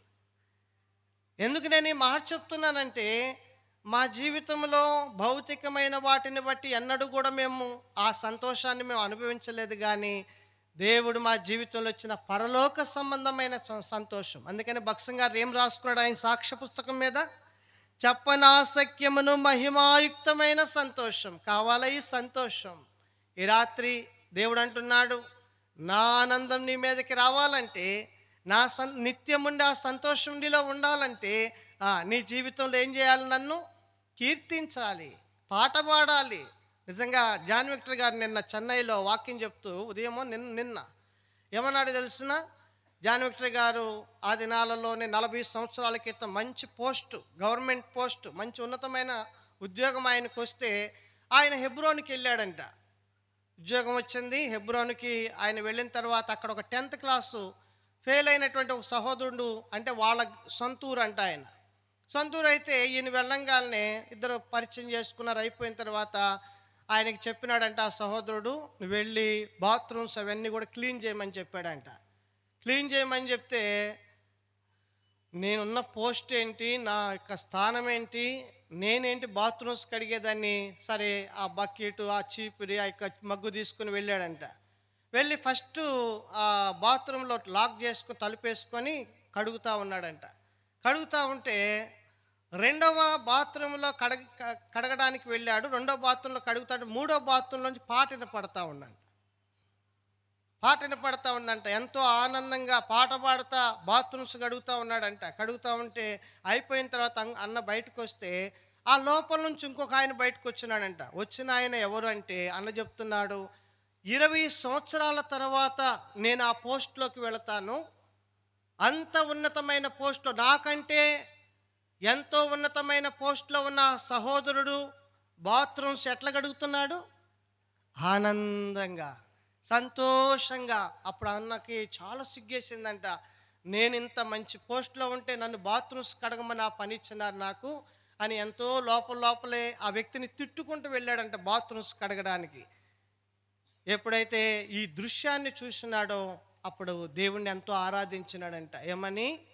నిజంగా నీ బాత్రూమ్స్ కడగడానికి కూడా నేను అర్హుణ్ణి కాదు. కాబట్టి దేవుడిచ్చే ఆనందం అలాంటిది. అందుకని దేవుడు అంటున్నాడు, నీవు ఏం చేయాలి? నా సన్నిధికి ఎలా రావాలి? నువ్వు 100వ కీర్తన 2వ వచనం చూడండి, ఎట్లా వెళ్ళాలో దేవుని సన్నిధికి మనం.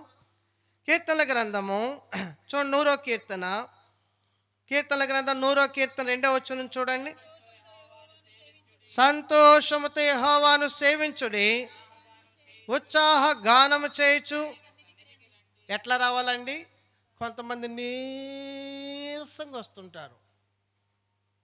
అంటే వారం అంతా ఏం చేయలేటు, ఉపవాసం ఉన్నట్టు సంఘం కొరకు. అర్థమైందా మీకు? అర్థమైందా? చూసినారా ఎట్లా రావాలి? సంతోషముతో, ఉత్సాహముతో. బైబిల్ గ్రంథంలో మీరు చూడండి, 2వ దినవృత్తాంతం 20వ అధ్యాయంలో ముగ్గురు రాజులు దండెత్తి వచ్చినారు.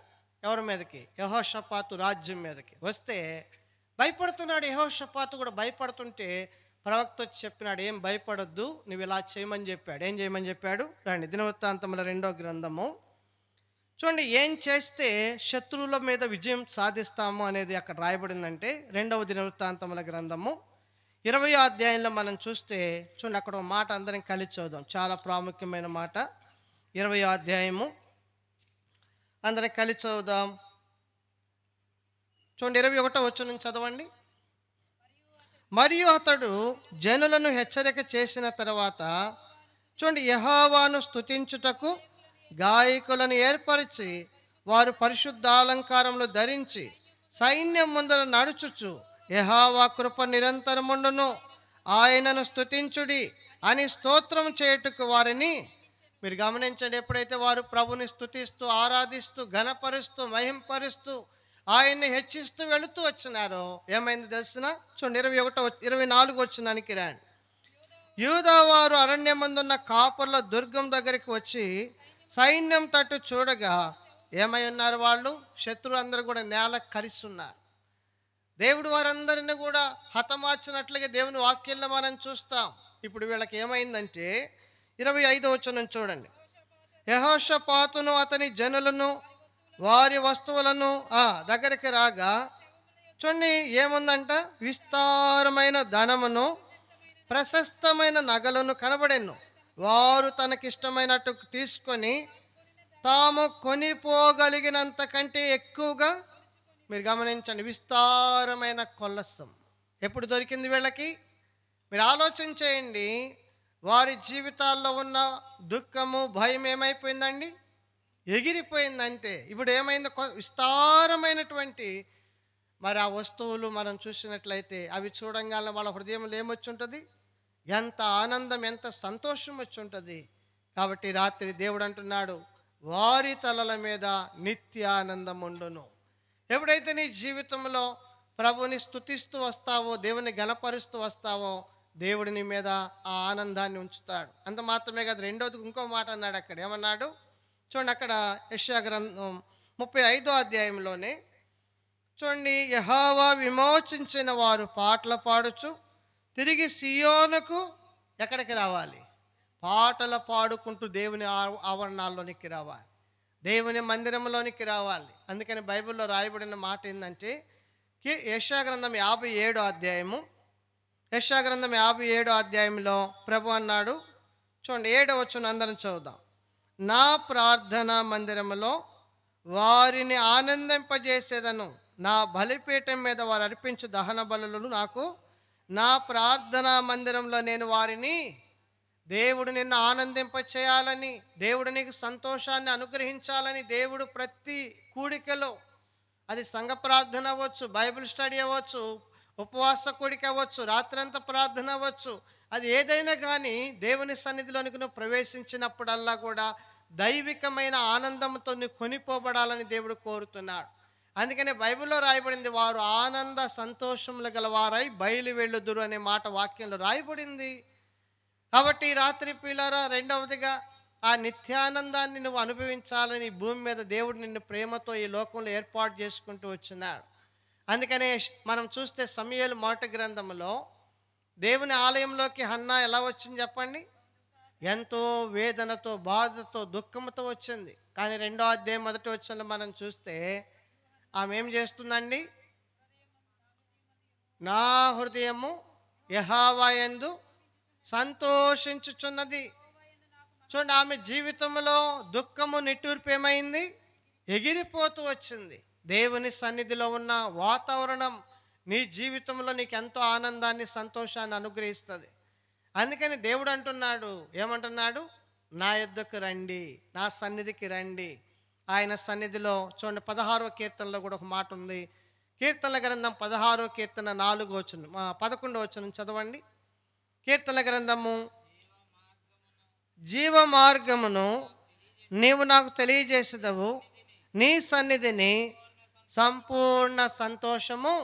నీకు ఎప్పుడైనా దుఃఖం వచ్చినప్పుడు, బాధ వచ్చినప్పుడు, నీ జీవితంలో ఎప్పుడైనా మరి ఏదైనా సమస్య వచ్చినప్పుడు, ఎప్పుడు దేవుని పాదాల దగ్గరికి నువ్వు వస్తావో, దేవుణ్ణి నువ్వు ఆశ్రయిస్తావో, ఆయన సన్నిధిలో నువ్వు కనబడతావో, అప్పుడు దేవుడి నిత్యానందాన్ని దేవుడికి అనుగ్రహిస్తూ వస్తాడు.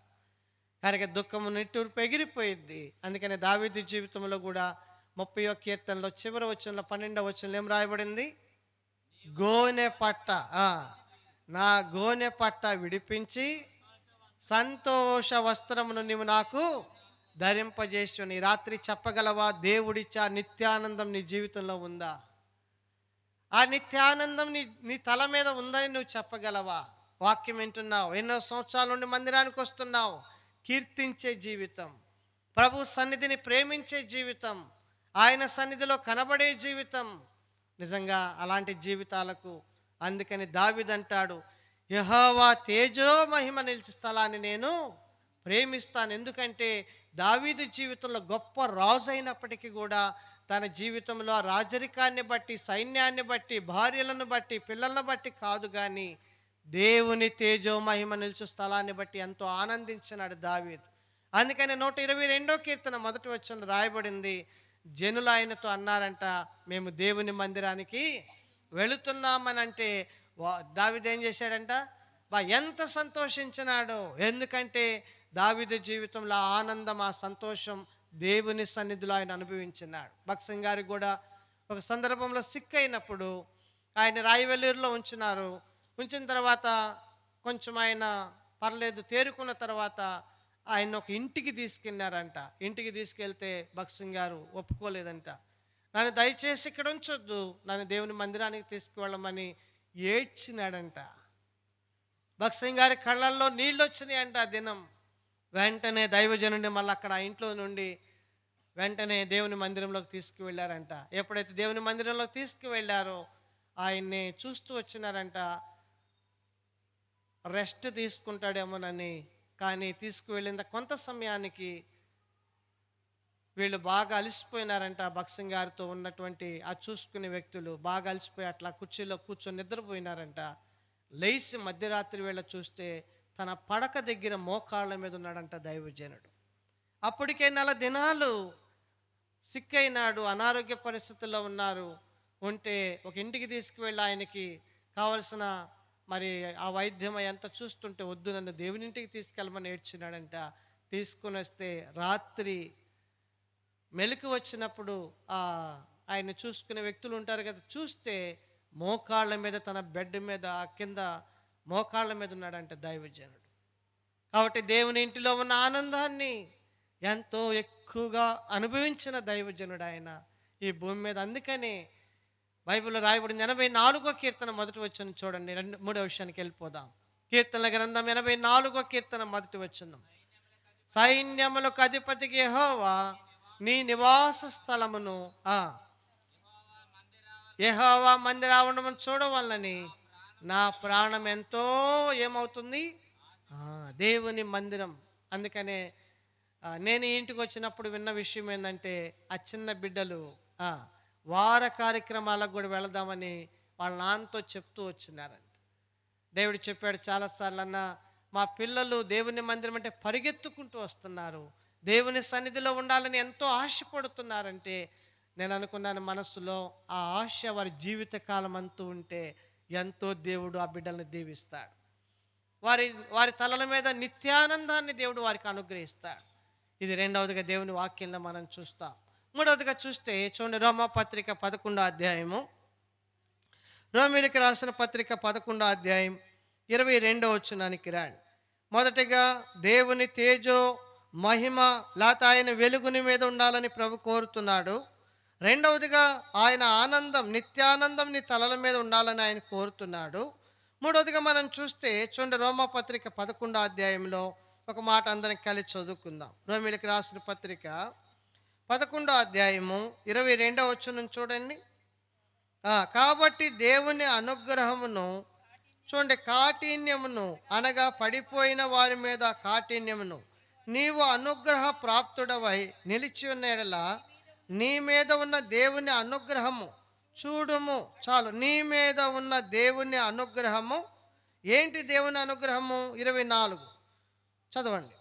ఎట్లనగా నీవు స్వాభావికమైన అడవి ఒలివ చెట్టు నుండి కోయబడి స్వభావ విరుద్ధముగా నుంచి మంచి ఒలివ చెట్టున అంటు కట్టబడిన స్వాభావికమైన కొమ్మలగు వారు మరి నిశ్చయముగా తమ సొంత ఒలివ చెట్టున అంటు కట్టబడరా. మీరు చూసినట్లయితే ఇక్కడ మంచి ఒలివ చెట్టున ఏం చేయబడ్డాం మనం?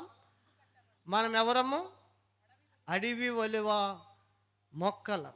అలాంటి మనలను ఆయన అనుగ్రహం మన మీదకి వచ్చింది. ఏంటి ఆయన అనుగ్రహం అంటే మనలను ఆయనలో అంటు కట్టుకుంటూ వచ్చింది. గమనించండి, దేవుని వాక్యంలో రాయబడింది, మనలను దేవుడు తనలో ఏం చేసుకున్నాడు? అంటు కట్టుకున్నాడు. ఒక వచనం చూడండి, యోహాను సువార్త 15వ అధ్యాయము 1వ వచనం చదవండి. ఏం రాయబడిందో? నేను నిజమైన ద్రాక్షవల్లిని, నా తండ్రి వ్యవసాయకుడు. చూడండి, నాలో ఫలింపని ప్రతి తీగెను తీసి పారవేయును, ఫలించు ప్రతి తీగె మరి ఎక్కువగా ఫలింపవలనని దానిలోని పనికిరాని తీగెలను తీసివేయును. చూడండి, ఇక్కడ 4వ వచనం కూడా చదవండి. నా యందు నిలిచి ఉండడి, మీ యందు నేనును నిలిచి ఉందును. చూడండి, తీగె ద్రాక్షవల్లిలో నిలిచి ఉంటేనే కానీ తానంతట తాను ఎలాగూ. మీరు గమనించండి, ఎందుకు మనల్ని అంటుకట్టుకున్నాడు అంటే మనము ఫలించే వారంగా ఉండాలని. ఆయన అనుగ్రహము ఏంటంటే మనము ఫలించేటువంటి స్థితిలోనికి రావాలి. అందుకని దేవుని వాక్యంలో మనం చూస్తే ఫలించే తీగలు మరి ఎక్కువగా ఫలించాలని పనికిరాని తీగలను ఆయన ఏం చేస్తున్నాడు? ఏం ఫలించాలి మనం? బైబిల్లో రాయబడుతూ వచ్చింది, మారు మనస్సుకు తగిన ఫలాలు ఫలించుడని చెప్పాడు.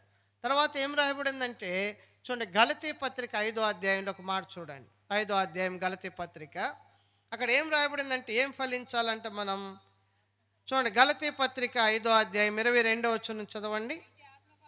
అయితే ఆత్మఫలమేమనగా ప్రేమ, సంతోషము, సమాధానము, దీర్ఘశాంతము, దయాళత్వము, మంచితనము, సాత్వికము, ఆశా నిగ్రహము. కాబట్టి ఇది ఆత్మఫలం. కనుక దేవుని యొక్క ఉద్దేశం ఏంటంటే, ఎందుకు ఆయన అంటు కట్టుకున్నాడంటే ఆయన గుణాతిశయములు మనలోనికి కూడా రావాలి.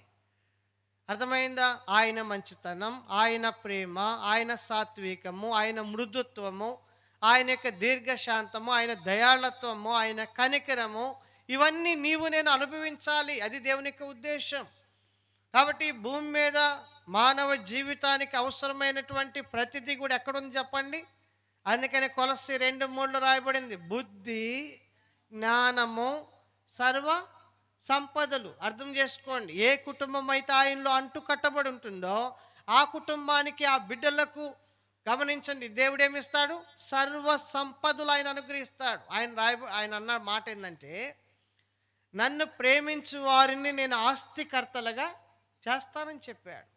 దేవుడు ఆయనలో అంటు కట్టబడిన జీవితాలకు ఏది తక్కువ చేయడు. ఉదయకాలం కూడా బ్రదర్ చూపించాడు ఒక వచనం, ద్వితీయోపదేశకాండం 2లో రాయబడిన మాట, నీ దేవుడైన యెహోవా నీకు తోడై ఉన్నాడు కనుక నీకేమీ తక్కువ దేవుడు తక్కువ చేయడు. ఆత్మీయంగా తక్కువ చేయడు, భౌతికంగా తక్కువ చేయడు.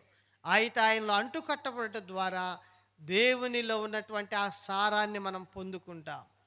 దైవికమైన ఆ సారాన్ని మన జీవితంలోనికి దేవుడు అనుగ్రహిస్తాడు. మనం ఎలా ఉంటామంటే ఈ లోకంలో ఆత్మ ఫలాన్ని ఫలించే వారంగా ఉంటాం. మన మధ్య ఉన్న ప్రేమ, మన మధ్య ఉన్న మంచితనం చూసినారు. అందుకని ఒక వచనం కూడా రాయబడింది. ఏం రాయబడిందంటే చూడండి, అందరం కలిసి చదువుకుందాం. ఇర్మియా గ్రంథము చూడండి, ఇర్మియా గ్రంథంలో మనం చూస్తే ఆయనలో అంటు కట్టబడిన ప్రతి వ్యక్తి కూడా ఎలా ఉంటాడు అంటే ఇర్మియా గ్రంథం 17 అధ్యాయానికి రండి. ఇర్మియా గ్రంథం 17 అధ్యాయము చూడండి, 8వ వచనం చదవండి. 7, 8 వచనాలు.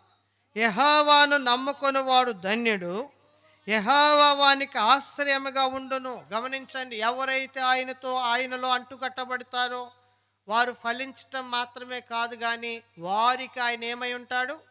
ఆశ్రయముగా ఉంటాడు. నువ్వు వెళ్ళే ప్రతి పరిస్థితుల్లో దేవుడు నీకు అండగా ఉంటాడు. అందుకని దావీదు చెప్పాడు, ఏమన్నాడు తెలుసునా? యెహోవా నా బలమా, నేను నిన్ను ప్రేమించుచున్నాను అని అంటూ 2వ వచనం చదవండి. ఏమన్నాడు? 18వ కీర్తన 2వ వచనం చదవండి. చూడండి ఎన్ని విషయాలు ఇక్కడ అన్నాడు. దేవునిలో అంటు కట్టబడ్డ వారికి మాత్రమే ఇవన్నీ దొరుకుతాయి. యెహోవా నా శైలము, నా కోట, నన్ను రక్షించువాడు, నా కేడెము, నా రక్షణ శృంగము, నా ఉన్నత దుర్గము, నా దేవుడు, నేను ఆశ్రయించి ఉన్న నా దుర్గము. చూసినారా? నా కేడెం ఆయనే, నా బండ ఆయనే, నా కొండ ఆయనే, నా ఆశ్రయం ఆయనే, నా దాగుచోట ఆయనే, నా దుర్గం ఆయనే. కాబట్టి ఈ లోకములో మూడవదిగా దేవుని అనుగ్రహం పొందిన వారికి మాత్రం ఇవన్నీ దొరుకుతాయి.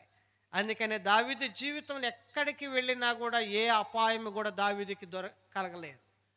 తాను పోయిన చోట్లెల్లను దేవుడు ఆయన ఏం చేస్తూ వచ్చాడు? కాపాడుతూ వచ్చినాడు. అందుకని దేవుని వాక్యంలో మనం చూసినట్లయితే దేవుని భద్రత ఆయనలో అంటు కట్టబడిన ప్రతి తీగకు ఉంటుంది. ఆ తీగను ఎవరైనా ముట్టారంటే ఎవరిని ముట్టినట్టే? మిమ్మల్ని ముట్టినవాడు నా కనుగుడ్డును ముట్టినట్లే అని చెప్తాడు దేవుడు. అందుకని దేవుని వాక్యంలో మనం చూస్తాం, సింహాల బోనులో దానియేలుకి అపాయం కలగలేదు. నువ్వెక్కడైనా ఉండు, నీ జీవితంలో ఏ అపాయం నీకు రాకుండా దేవుడు నిన్ను కాపాడుతాడు. అందుకనే ఇశ్రాయేలును కాపాడువాడు కునుకడు, నిద్రపోడు. ఆలోచన చేయండి, ఎన్ని అపాయాలు మన మీద గుండా దాటి వెళ్ళిపోయినాయో. ఎందుకంటే ఆయన రెక్కలతో నిన్ను కప్పాడు. ఆయన యొక్క భద్రత నీకు అనుగ్రహిస్తూ వచ్చినాడు. 91వ కీర్తన 4లో అదే మాట రాయబడింది. ఆయన తన రెక్కలతో నిన్ను, ఈ కుటుంబాన్ని, నీ బిడ్డలను, నిన్ను దేవుడు తన రెక్కలతో కప్పేవాడుకుంటున్నాడు. దేవుని అనుగ్రహం లేకపోతే మనకు భద్రత లేదు. అందుకని రూతు జీవితంలో ఎక్కడికి వచ్చిందామే? దేవుని అనుగ్రహము ద్వారా మనం చూస్తాం, యెహోవా రెక్కల కిందకి ఆమె వచ్చింది. అందుకని ఆ రెక్కల కింద ఎన్ని అనుభవించిందంటే తన జీవితంలో. చూడండి, అక్కడ ఒక మాట చదవండి. రూతు గ్రంథం 2వ అధ్యాయము 10వ వచనం చదవండి. ఎవరైనా ఏమంటుందో రూతు? అందుకు ఆమె సాగిలపడి తల వంచుకొని, ఏమి తెలిసి పరదేశినైన నాయందు లక్ష్యముంచున్నట్లు చూసిన ఏం కలిగిందండి? కటాక్షం. కనుక దేవుని వాక్యంలో మనం చూస్తాం, ఆ కటాక్షం ద్వారా ఏం పొందిందామె? 12వ వచనం చూడండి.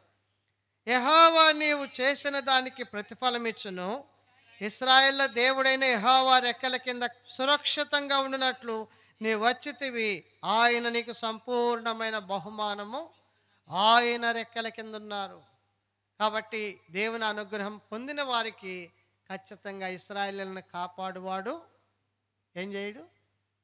ఒకవేళ ఆయన కునికితే అది కూడా చూపిస్తా. మత్తయి సువార్త 8వ అధ్యాయానికి రా.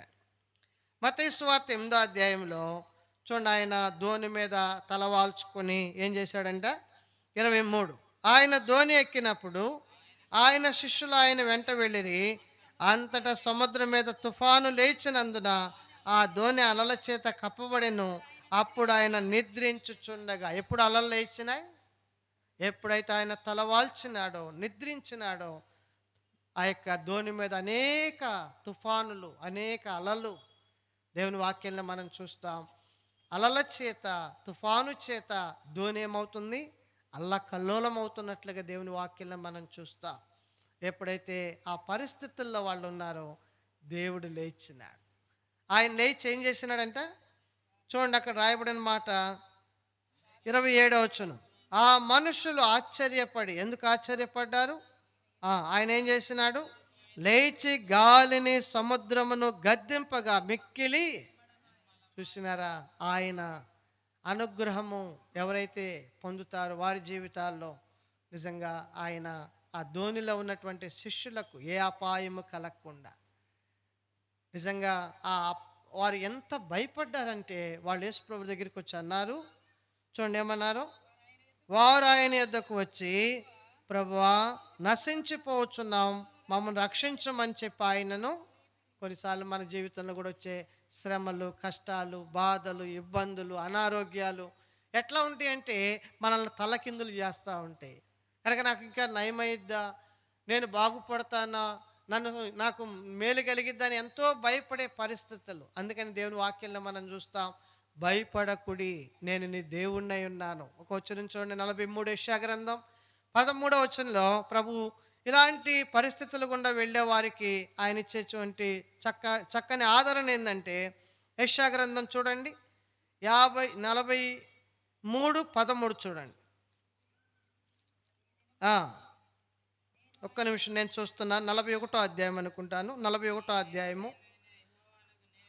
నీ దేవుడనైన యెహోవానగు నేను, భయపడకము, నేను నీకు సహాయం చేసేదనని చెప్పుచు నీ కుడి చేతిని దేవుడు నీకు సహాయం చేస్తాడు. ఆయన అనుగ్రహం ఎవరి మీద ఉందో వారిని ఆయన భద్రపరుస్తాడు. వారికి ఆయన సహాయకుడిగా ఉంటాడు. వారి జీవితాలకు ఆయన ఆశ్రయముగా ఉంటాడు. అందుకనే దావీదు జీవితంలో ఎక్కడికి వెళ్ళినా కూడా దేవుడు ఆయనకి అండగా ఉన్నాడు, ఆశ్రయంగా ఉన్నాడు. ఏ అపాయం కూడా దావీదు దగ్గరికి, చెప్పండి, సౌలు ఎన్నిసార్లు విసిరాడండి? 3 సార్లు ఈటే విసురుతూ వచ్చినాడు. కానీ రాజు చేతిలో నుండి గొర్రెలు కాసుకునే ఒక సామాన్యమైన వ్యక్తి అలా తప్పించుకోగలిగాడు. ఇది మనుషుల ద్వారా కలిగినటువంటి భద్రత కాదు. ఇది కనబడని మహిమాయుక్తమైనటువంటి హస్తము ద్వారా కాపాడబడుతున్నటువంటి భద్రత. అందుకని దేవుని వాక్యంలో మనం చూస్తాం, యోబు కుటుంబము చుట్టూ కూడా ఈ భద్రత దేవుడు ఉంచాడు. అందుకని శత్రువు లోపలికి ఏం చేయలేకపోయినాడు? ప్రవేశించలేకపోయినాడు. దేవుని అనుగ్రహము ద్వారా నీ కుటుంబం భద్రంగా దేవుడు ఉంచుతాడనేది ఇక్కడ మనం చూస్తాం. అందుకనే దేవుని అనుగ్రహం నీ మీదకి వచ్చును. మొదటిది ఏంటి చెప్పండి? దేవుని వెలుగు, ఆయన తేజస్సు నీ మీదకి వచ్చిద్దని వాక్యం మనం చూస్తాం. రెండవదిగా మనం చూస్తే నిత్యానందము వారి తలల మీద ఉండుననే మాట మనం చూస్తాం. మూడవదిగా దేవుని అనుగ్రహం. అర్థమైందా? ఈ అనుగ్రహం ఎవరి మీద ఉంటుందో వారు ఫలిస్తారు. దేవుడు వారిని భద్రపరిచేవాడుకుంటున్నాడు. నాలుగవదిగా మనం చూస్తే చూడండి, ఇంకొక మాట అందరం కలిసి చదువుకుందాము. కీర్తనల గ్రంథం 32వ కీర్తన 8వ వచనానికి రండి. కీర్తనల గ్రంథం 32వ కీర్తన 8వ వచనం చదవండి. కీర్తనల గ్రంథం, నీకు ఉపదేశం చేసేదను, నువ్వు నడవలసిన మార్గమును నీకు బోధించదను, నీ మీద దృష్టి ఉంచి నీకు ఆలోచన చెప్పేదను. చాలు. నాలుగవదిగా ఏమంటున్నాడు? నీ మీద దృష్టి ఉంచి నీకు ఆలోచన. చూడండి, మనం గుర్తుపెట్టుకోవాలి, మన దేవుడు ఎలాంటి వాడంటే సంవత్సరాది మొదలుకొని సంవత్సరాంతం వరకు యెహోవా కనుదృష్టి ఎవరి మీద ఉంది? ఆయన ఎవరినైతే లక్ష్య పెట్టాడో, వచనం 11లో మనం చూస్తాం, ద్వితీయోపదేశ కాండంలో. కనుక ఆయన లక్ష్య పెట్టు దేశం మీద సంవత్సరాది మొదలుకొని సంవత్సరాంతం వరకు ఆయన కనుదృష్టి ఉంది. అందుకని ఎందుకు మన మీద ఆయన తన కనుదృష్టి ఉంచున్నాడంటే మనకు ఆలోచన చెప్తాడంట ఆయన.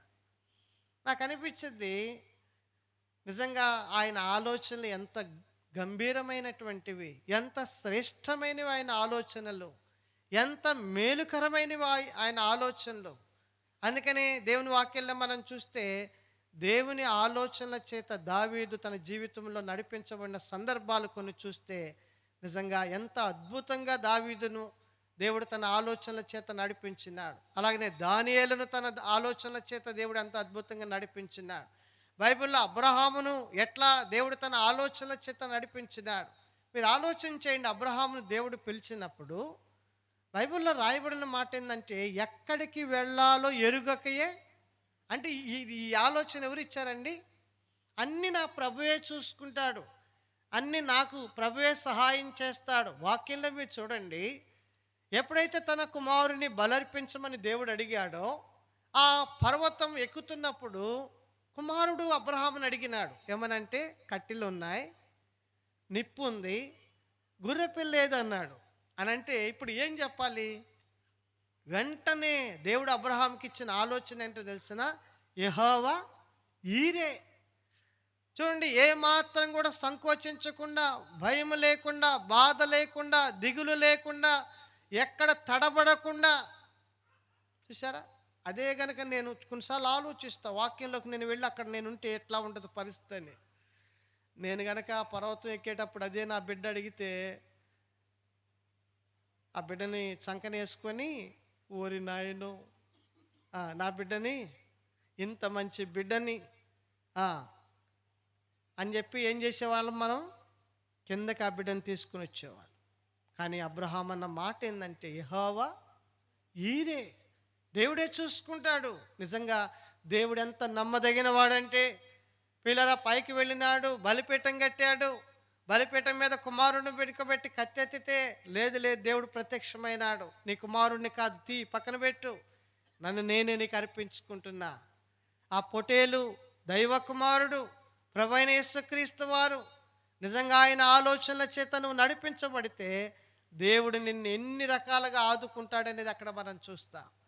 అందుకని దేవుని వాక్యంలో నీ మీద దృష్టి ఉంచి నీకు ఆలోచన, ప్రతి చిన్న విషయంలో కూడా దావీదు జీవితంలో మీరు చూడండి. ఓ తండ్రి పిలిచాడు, పిలిచి ఏమన్నాడంటే, అన్నలు యుద్ధ భూమిలో ఉన్నారు, నువ్వు వెళ్ళి వాళ్ళ యోగక్షేమాలు తెలుసుకొని వారికి ఆహారం ఇచ్చిరమ్మని పంపించినాడు. వచ్చేలేకి ఎట్లా ఉందంటే అసలు భయంకరంగా ఉంది పరిస్థితి. వాడేమన్నా 40 దినాలు వస్తున్నాడు పోతున్నాడు, ఏమంటున్నాడు? ఎవరైనా ఇశ్రాయేలీల్లో ఒక్కడు రాండి నా మీదకి, నేను ఒక్కడిని వస్తాను, నాతో పోట్లాడి నా మీద గెలిస్తే మేము మీకు దాసులం అవుతాం, లేకపోతే మీరు మాకు దాసులు అవ్వండి అని సవాలు విసురుతా ఉంటే దావీదు ఒక్క మాట అన్నాడు. ఎంత మంచి మాట అంటే చూడండి, ఆ మాట 17వ అధ్యాయం 1 సమూయేలు గ్రంథము ఏమన్నాడు చూసినారు అక్కడ?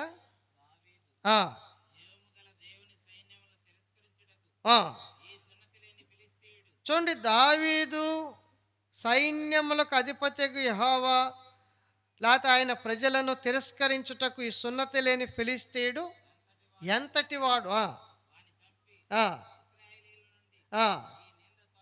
చూడండి ఎలాంటి ఆలోచన ఇచ్చినాడు దేవుడు. ఈరోజు దేవుని ప్రజల మధ్య ఉన్న ఈ నిందను నేనేం చేస్తాను? ఇప్పుడు రాజు దగ్గరికి వెళ్ళాడు, రాజు దగ్గరికి వెళ్తే రాజుతో ఏం చెప్తున్నాడు చూడండి ఏమంటున్నాడు? 33, సౌలు ఈ ఫిలిస్తీని ఎదుర్కొని వానితో పోట్లాడుటకు నీకు బలము చాలదు, నీవు బాలుడు, వాడు బాల్యం నుండి యుద్ధాభ్యాసం చేసిన వాడని దావీదుతో. మనమైతే ఏం చేసేవాళ్ళం? నాకు కూడా కావాల్సింది ఇదే అని చెప్పి మనమైతే ఆ మాట వినంగానే నేను బలహీనుడిని, నేను చేయలేని వాడిని నేను అని చెప్పి మనం వెనక్కి తగ్గేవాళ్ళం. దావీదు ఏమన్నాడు తెలిసిన? ఆ మాట సౌలు అన్నప్పుడు చదవండి.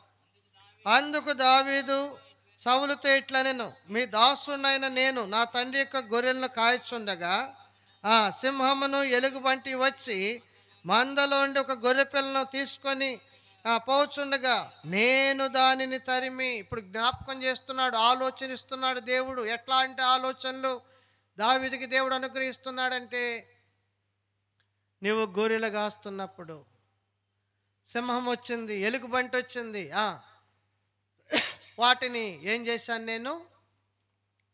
నీ చేతికి ఇచ్చినాను. అవి నీకేమి హాని చేయకుండా చేసినాను అని ఆలోచనిస్తుంటే ఇప్పుడు దావీదుకి లోపల దైవికమైన ధైర్యం, బలం. నిజంగా ఆలోచనతో ఏం చేసినాడండి? కనుక ఏమి లేవు ఆయన చేతుల్లో, వడిసెలు తప్ప. చూడండి, చిన్న చిన్న ఆలోచనల ద్వారా గొప్ప గొప్ప కార్యాలు. దావీదు జీవితంలో ఇది మరిచిపోలేని కార్యం. కనుక రాజు దావీదును చూచి పక్కన ఉన్నటువంటి సైన్యాధిపతి, ఎవని కుమారుడితడు? ఈ వీరుడు, ఈక శౌర్యము కలిగిన వాడు, ఈ బలాఢ్యుడు ఎవని కుమారుడు అంటే అతనికి కూడా తెలియదు, ఎవరికి తెలియదు. దావీదు ఎవరికి తెలియదండి. కనుక ఎవరికి తెలియని స్థితిలోనే, మరుగైన స్థితిలోనే దేవుని ఆలోచనల చేత నడిపించబడుతూ సింహాసనం మీదకి తీసుకుని వెళ్ళబడ్డ వ్యక్తి దావీదు. దేవుని ఆలోచనల ద్వారా దేవుడు చిన్న చిన్న విషయాలలోనే తనని దేవుడు వాడుకుంటూ వాడుకుంటూ వాడుకుంటూ ఎక్కడ తీసుకెళ్ళాడు? ఇశ్రాయేలీయులకి రాజుగా, మరి గొప్ప నాయకుడిగా దేవుడు దావీదుని చేస్తూ వచ్చినాడు. గుర్తుపెట్టుకోండి, దేవుని ఆలోచన చేత ఈ భూమి మీద నడిపించుతూ దేవుడు మనల్ని ఒక ఉన్నతమైన స్థానంలో ఉంచాలి అనేది దేవుని యొక్క ఉద్దేశం. అది దేవుని చిత్తం. అది మనమైనా మన బిడ్డలైనా. ఒక వచనం చూడండి, ద్వితీయోపదేశ కాండంలో ఏం రాయబడిందంటే 28:14 చదవండి. ఎవరైతే ఈ భూమి మీద ఆయన దృష్టి ఎవరి మీద ఉంటుందో, ఎవరైతే ఆయన ఆలోచనల కొరకు కనిపెట్టుకొని ఉంటారో, చదవండి ద్వితీయోపదేశ కాండం 28:14. ఆ, ఆ, ఆ, ఉమ్. విని వాటిని అనుసరించి గైకొన్న ఎడల యెహోవా నిన్నేం చేస్తాడు? ఇప్పుడు చెప్పండి, తలగా ఉండాలన్నా తోకగా ఉండాలన్నా? చెప్పండి. మనము తలగా ఉండేది కాదు, ఆయన మనల్ని తలగా చేయాలి. కాబట్టి కొంతమంది తలగా ఉండాలని ముందు ముందుకు వెళుతుంటే దేవుడు వెనక్కి వెనక్కి నెడతాడు. కనుక మనం ఉండేది కాదు, తలగా ఉండాలని మనం అనుకునేది కాదు, మన విషయమై దేవునికి ఉన్న ఆలోచన. కనుక నేను ఏం చేస్తాను నేనంటే, నిన్ను పైవాడుగా చేస్తాను కానీ క్రిందివాడిగా చేయను. ఏ విషయంలోనైనా గుర్తుపెట్టుకోండి, దేవుని దృష్టి ఎవరి మీద ఉందో, ఎవరు దేవుని ఆలోచన చేత నడిపించబడుతున్నారో, యోసేపును మీరు తీసుకోండి, దానియేలుని మీరు తీసుకోండి, దావీదుని మీరు తీసుకోండి, తర్వాత ఎస్తేరుని మీరు తీసుకోండి. వీళ్ళందరూ దేవుని ఆలోచన చేత నడిపించబడిన వ్యక్తులు. అందుకని దేవుడు వారిని ఎక్కడ తీసుకెళ్ళాడు? ఉన్నతమైన శిఖరాల మీదకి వారిని తీసుకెళ్ళాడు. ఎవరు తాకకుండా వాళ్ళని దేవుడు ఆ ఉన్నతమైన స్థితిలోనే ఉంచినాడు. యేసుప్రభు వారు కూడా ఈ భూమి మీద ఉన్నంత కాలం ఏ ఆలోచనతో ఆయన భూమి మీద ఉన్నాడు చెప్పండి? ఒక్క వచనం చూడండి, యోహాను సువార్త 8వ అధ్యాయము చూడండి. ఈ మాట చూసుకొని ముందుకు ఇంకొక మాట చూద్దాం. యోహాను సువార్త 8వ అధ్యాయానికి రండి. చూడండి ఏమంటున్నాడు ఆయన. 29వ వచనం, నన్ను పంపినవాడు నాకు తోడై ఉన్నాడు, ఆయనకి ఇష్టమైన కార్యం నేను ఎల్లప్పుడూ చేయుదును గనుక ఆయన నన్ను ఒంటరిగా, ఆయనకి ఇష్టమైన కార్యం నేను ఎల్లప్పుడూ చేయదును. ఎక్కడున్నాడో తెలిసిన యేసుప్రభు వారు రండి, ఫిలిప్పీ పత్రిక 2వ అధ్యాయం చూడండి. దేవుని ఆలోచన చేత నడిపించబడిన మరి యేసుక్రీస్తు ప్రభువారు, తండ్రి ఆలోచన చేత నడిపించబడిన యేసు ప్రభువారు ఎక్కడున్నాడు? ఫిలిప్పీ పత్రిక 2వ అధ్యాయము చూడండి. ఒక వచనం అందరం కలిసి చదువుకుందాం. 2వ అధ్యాయానికి రండి. 2వ అధ్యాయము 9-10 వచనాలు చూడండి, లేకపోతే 11 చదువుదాం. ప్రతి వాని నాలుకయు తండ్రి అయిన దేవుని మహిమార్థమై యేసుక్రీస్తు ప్రభువాన్ని ఒప్పుకున్నట్లును, దేవుడు ఆయనను అధికముగా హెచ్చించి ప్రతి నామమునకు పైనామమున ఆయనకు, గుర్తుపెట్టుకోండి, అధికముగా హెచ్చించబడ్డాడు దైవ కుమారుడైన ప్రభు అయిన యేసుక్రీస్తు వారు. ఈ లోకములో యేసు ప్రభు వారికి పైన ఏ నామము కూడా లేదు. అన్ని నామాల కంటే పైనామముగా దేవుడు ఆయన కుమారుని నామాన్ని ఉంచుతూ వచ్చినాడు. దానికి కారణం ఏంటంటే, తండ్రి ఆలోచన ప్రకారం ఆయన ఈ లోకంలో ప్రతిదీ చేస్తూ వచ్చినాడు. అందుకే అన్నాడు, నా ఇష్టం నెరవేర్చుకోవడానికి నేను భూమి మీదకి రాలేదని చెప్పాడు యేసు ప్రభువారు. కాబట్టి ఈ రాత్రి వాక్యం వింటున్న నీ జీవితంలో కూడా ఆయన ఆలోచనలకు అప్పగించుకో. ఆయన ఆలోచనల కొరకు కనిపెట్టుకుంటూరా. ఆయన ఆలోచనల కొరకై సహనముతో దేవుని వైపు చూస్తూరా. నాకు ఈ వాగ్దానం, నా బాప్తీసు వాగ్దానం ఇది. కీర్తన 32:8. నేను సేవకి సమర్పించుకున్న తర్వాత వివాహమైన నెలకి బాపట్లలో సంఘ పెద్దలు అన్నారు, నీకెందుకయ్యా తర్ఫీదు, నువ్వు చక్కగా మరి కర్లపాలెం మండలం అక్కడ మందిరం ఉంది, అక్కడ నీకు అది అప్పగిస్తాం, చక్కగా వెళ్ళి సేవ చేసుకోమన్నారు. నేను అలా వెళ్ళాల, ప్రార్థన చేస్తూ వచ్చాము ఇద్దరం. చేస్తూ వస్తే దేవుడు నాతో మాట్లాడాడు. ప్రవక్త తన దేశమున ఘనత నొందడు అని మాట్లాడాడు. దేవుని ఆలోచన తీసుకున్నాం. అలాగ అక్కడ నుండి కావలి వెళ్ళాం, అక్కడ ఒక 5 సంవత్సరాలు ఉన్నాం.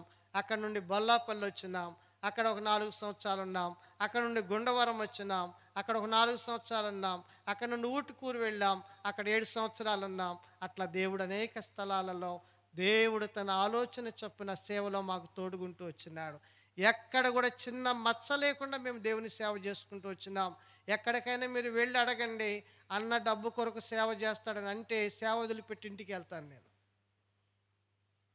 ఈ చేతులకు వచ్చిన డబ్బులు ఈ చేతులకు పేదలకు పంచాం మేము. ఈ చేతికి ఇచ్చిన డబ్బు ఈ చేతులతో పేదలకు పంచాం.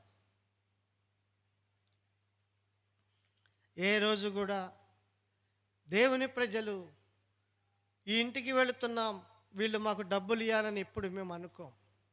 ఎందుకంటే మా మనస్తత్వం అది కాదు. మాకెప్పుడు ఆనందమో తెలిసిన సంఘంలో సంఘ ప్రార్థనకి అందరూ వస్తే మేమిద్దరం సంతోషిస్తాం. సేవకురాలు నేను బైబిల్ స్టడీకి వస్తే ఇద్దరం ఆనందంగా ఉంటాం.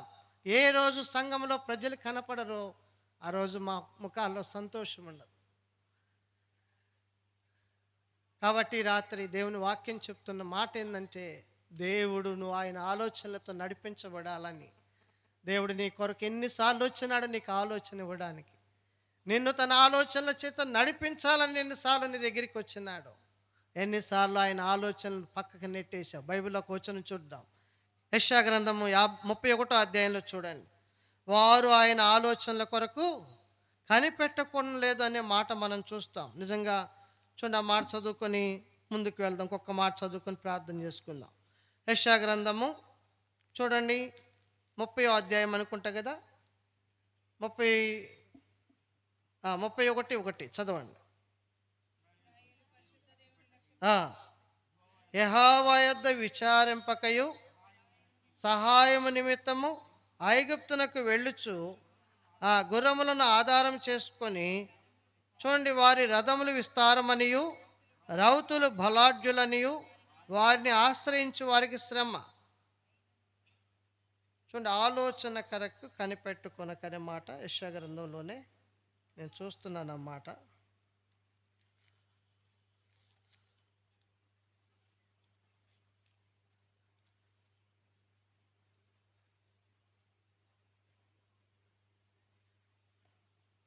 దేవుని వాక్యంలో సరే ఆ మాట మనం చూస్తే అక్కడ దేవుని ఆలోచన కొరకు వారు 66 అధ్యాయం యెషయా గ్రంథము చూడండి. యెషయా గ్రంథము 66 అధ్యాయము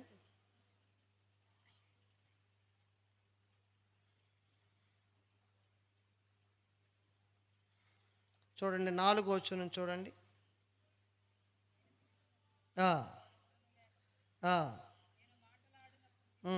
నిన్ను వాడొక్కడను లేకపోయాను.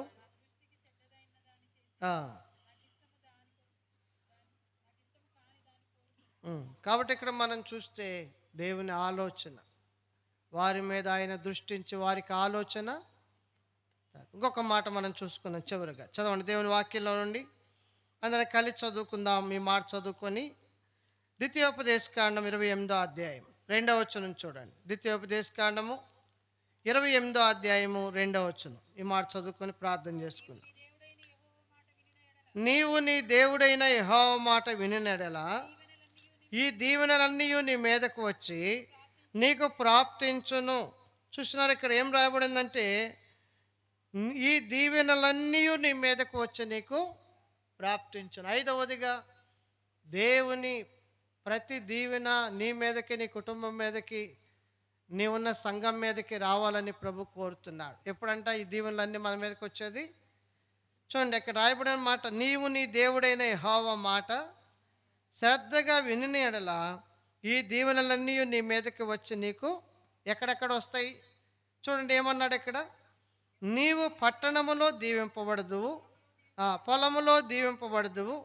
చూడండి, నీ గర్భఫలము నీ భూఫలము అన్నీ నీ నీ నీ నీ అనే మాట మనం చూస్తాం. మీ అనే మాట రాయబడలే ఇక్కడ. కాబట్టి దేవుడు ఏమంటున్నాడంటే, ఈ దీవెనలన్నీ నీ మీదకి వచ్చి వ్యక్తిగతంగా దేవుడిని దీవించాలని కోరుతున్నాడు. నీ గర్భాన్ని, నీ గంపను, నీ పిండి పిసుకు తొట్టిని, నీకు ఇంటిని, నువ్వు నివసించే స్థలాన్ని, నిన్ను. అందుకని ఇంకా మనం అక్కడ చూస్తే చూడండి 6వ వచనంలో, నీవు లోపలికి వచ్చినప్పుడు దీవింపబడదు, వెలుపలికి వెళ్ళినప్పుడు.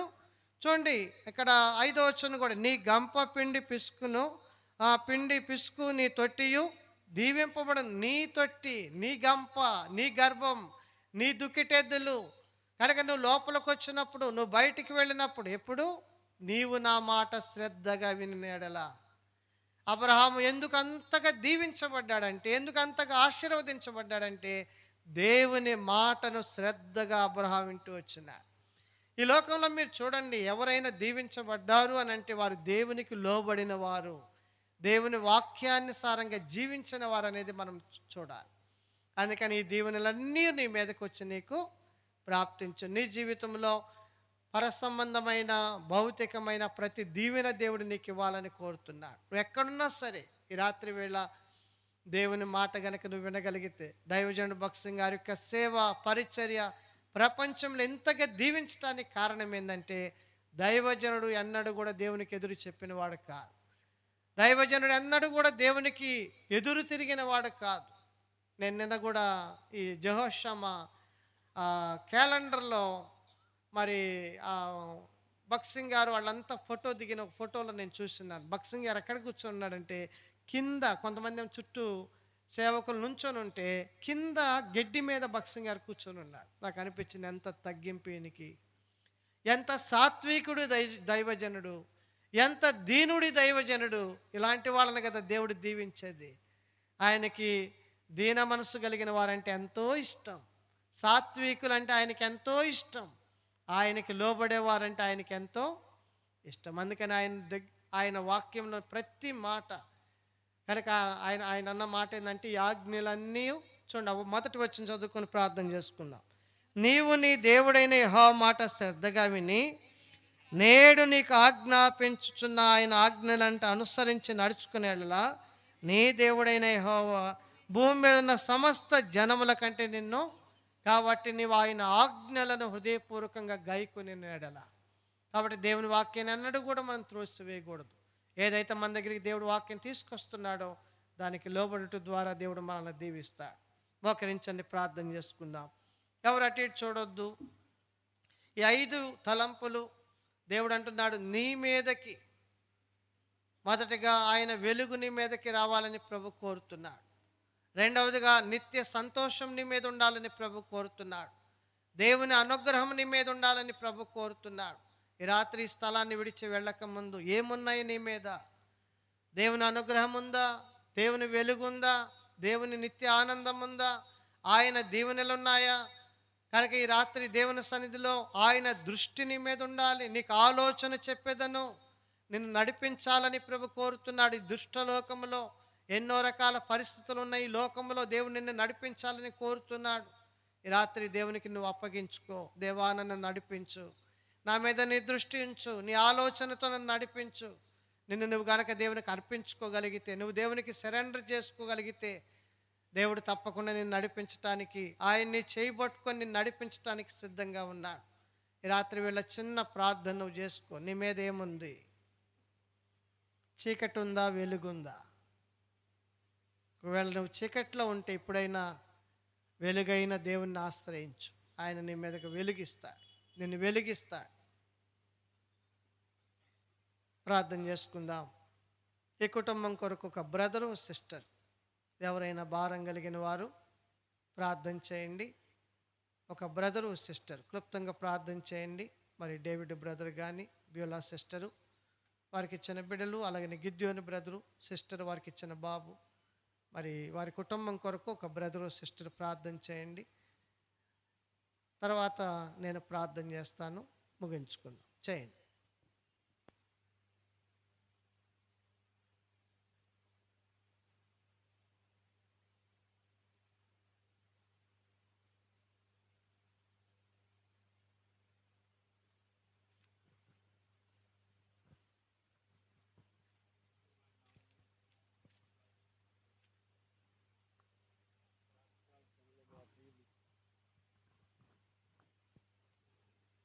గిద్యోను పూర్ణిమ వారికి ఇచ్చిన కుమారుడు పాలు గిద్యోను బట్టి మీకు వందనాలు స్తోత్రాలు చెల్లిస్తున్నాం. ఆ విధంగా డేవిడ్ బ్రదరు యోలా వారికి ఇచ్చిన 2 కుమార్తెలను బట్టి మీకు వందనాలు స్తోత్రాలు చెల్లిస్తున్నాం. వారిని ప్రేమించిన ఆయన ఇంతవరకు ప్రభువా మరి అన్ని జనాంగం నుంచి ప్రభువా నీ బిడ్డలుగా వారిని మీరు ఏర్పాటు చేసుకున్నందుకై మీకు వందనాలు స్తోత్రాలు చెల్లిస్తున్నాం. దయగలిగిన మా తండ్రి, గత సంవత్సరం అంతా నీ బిడ్డలను మీరు కాపాడుతూ వచ్చినారు. తిరిగి నాయన ఈ నూతన సంవత్సరంలో ప్రవేశపెడుతూ వచ్చినారు. తండ్రి నాయన వారికి ఇచ్చిన వాగ్దానాలు నెరవేరుస్తూ ఇంతవరకు నాయన కుటుంబ పక్షంగా వారి ఇరువురు కుటుంబాల పక్షంగా మీరు చేస్తూ వచ్చిన మీ కార్యములంటి కొరకై వందనాలు స్తోత్రాలు చెల్లిస్తున్నాం. తండ్రి వారి సంఘముతో కలిసి మీ నామాన్ని గణపరచడానికి, హెచ్చించడానికి, పూజించడానికి మీరు చేస్తూ వచ్చిన మేళ్ళన్నింటిని బట్టి ప్రభువా మిమ్మల్ని గణపరచడానికి ఈ రాత్రి మీరు ఏర్పాటు చేసిన ఈ కోడికను బట్టి మీకు వందనాలు. దయగలిగిన మా తండ్రి ప్రభువా, మరి ఈ సందర్భంగా చెప్పండి మాటలను ప్రభువా నీరు గట్టి ఫలింప చేయవలసిందిగా మీ సంధిలో ప్రార్థన చేస్తున్నాం. దయగలిగిన మా తండ్రి, మానవుల మీదకు ప్రభువా మీ యొక్క తండ్రి వెలుగును ప్రసాదించు నిమిత్తమే మీరు ఈ లోకంలో నాయన మరి ఉద్భవిస్తూ వచ్చినందుకే మీకు వందనాలు. ఈ విధంగా దయగలిగిన మా తండ్రి పలు విధాలుగా మానవుల మీద నాయన మీ కరుణ తండ్రి, మానవుల మీద మీ కృప, ఆ విధంగా తండ్రి మీ సమాధానాన్ని మీరు అనుగ్రహించడానికి ఈ లోకంలో మీరు జన్మిస్తూ వచ్చినందుకే మీకు వందనాలు. మా యొక్క పాపపు శిక్ష అంతా మీరు భరిస్తూ వచ్చినందుకే వందనాలు స్తోత్రాలు చెల్లిస్తున్నాం. నాయన మీరు మా యొక్క ఆలోచన చెప్పి మమ్మల్ని నడిపించే దేవుడు అయినందుకే మీకు వందనాలు స్తోత్రాలు చెల్లిస్తున్నాం. దయగలిగిన మా తండ్రి, ఈ రెండు కుటుంబాల పక్షంగా తిరిగి వారి చెల్లి వారి కుటుంబ పక్షంగా కూడా ప్రార్థన చేస్తున్నాం. వారిని కూడా మీ కార్యం చేయండి ఆయన. వారిని కూడా మీ ఆలోచనలతో మరి మీ ఆలోచన చొప్పున నడిపించవలసిందిగా మీ సన్నిధిలో ప్రార్థన చేస్తున్నాం. ఈ విధంగా తండ్రి ఈ సంవత్సరం అంతా బిడ్డలను కాపాడండి. మీ మహిమార్థంగా మీ సాక్షార్థంగా తండ్రి వారున్న స్థలాల్లో తండ్రి మరి జీవించగలగటానికి సహాయపడండి. తండ్రి వారికి కావాల్సిన ఆరోగ్యాలు ఇచ్చింది బిడ్డలు చదువుల్లో సహాయపడవలసింది మీ సన్నిధిలో వేడుకొంటున్నాం. ఈ విధంగా రానున్న దినాల్లో ఈ కుటుంబ పక్షంగా నాయన మీ కార్యములు జరిగించి మీరే మహిమ పొందవలసిందిగా మీ సన్నిధిలో ప్రార్థన చేస్తున్నాం. దయగలిగిన మా తండ్రి చెప్పండి మాటలు నీరుగట్టి ఫలింప చేయండి.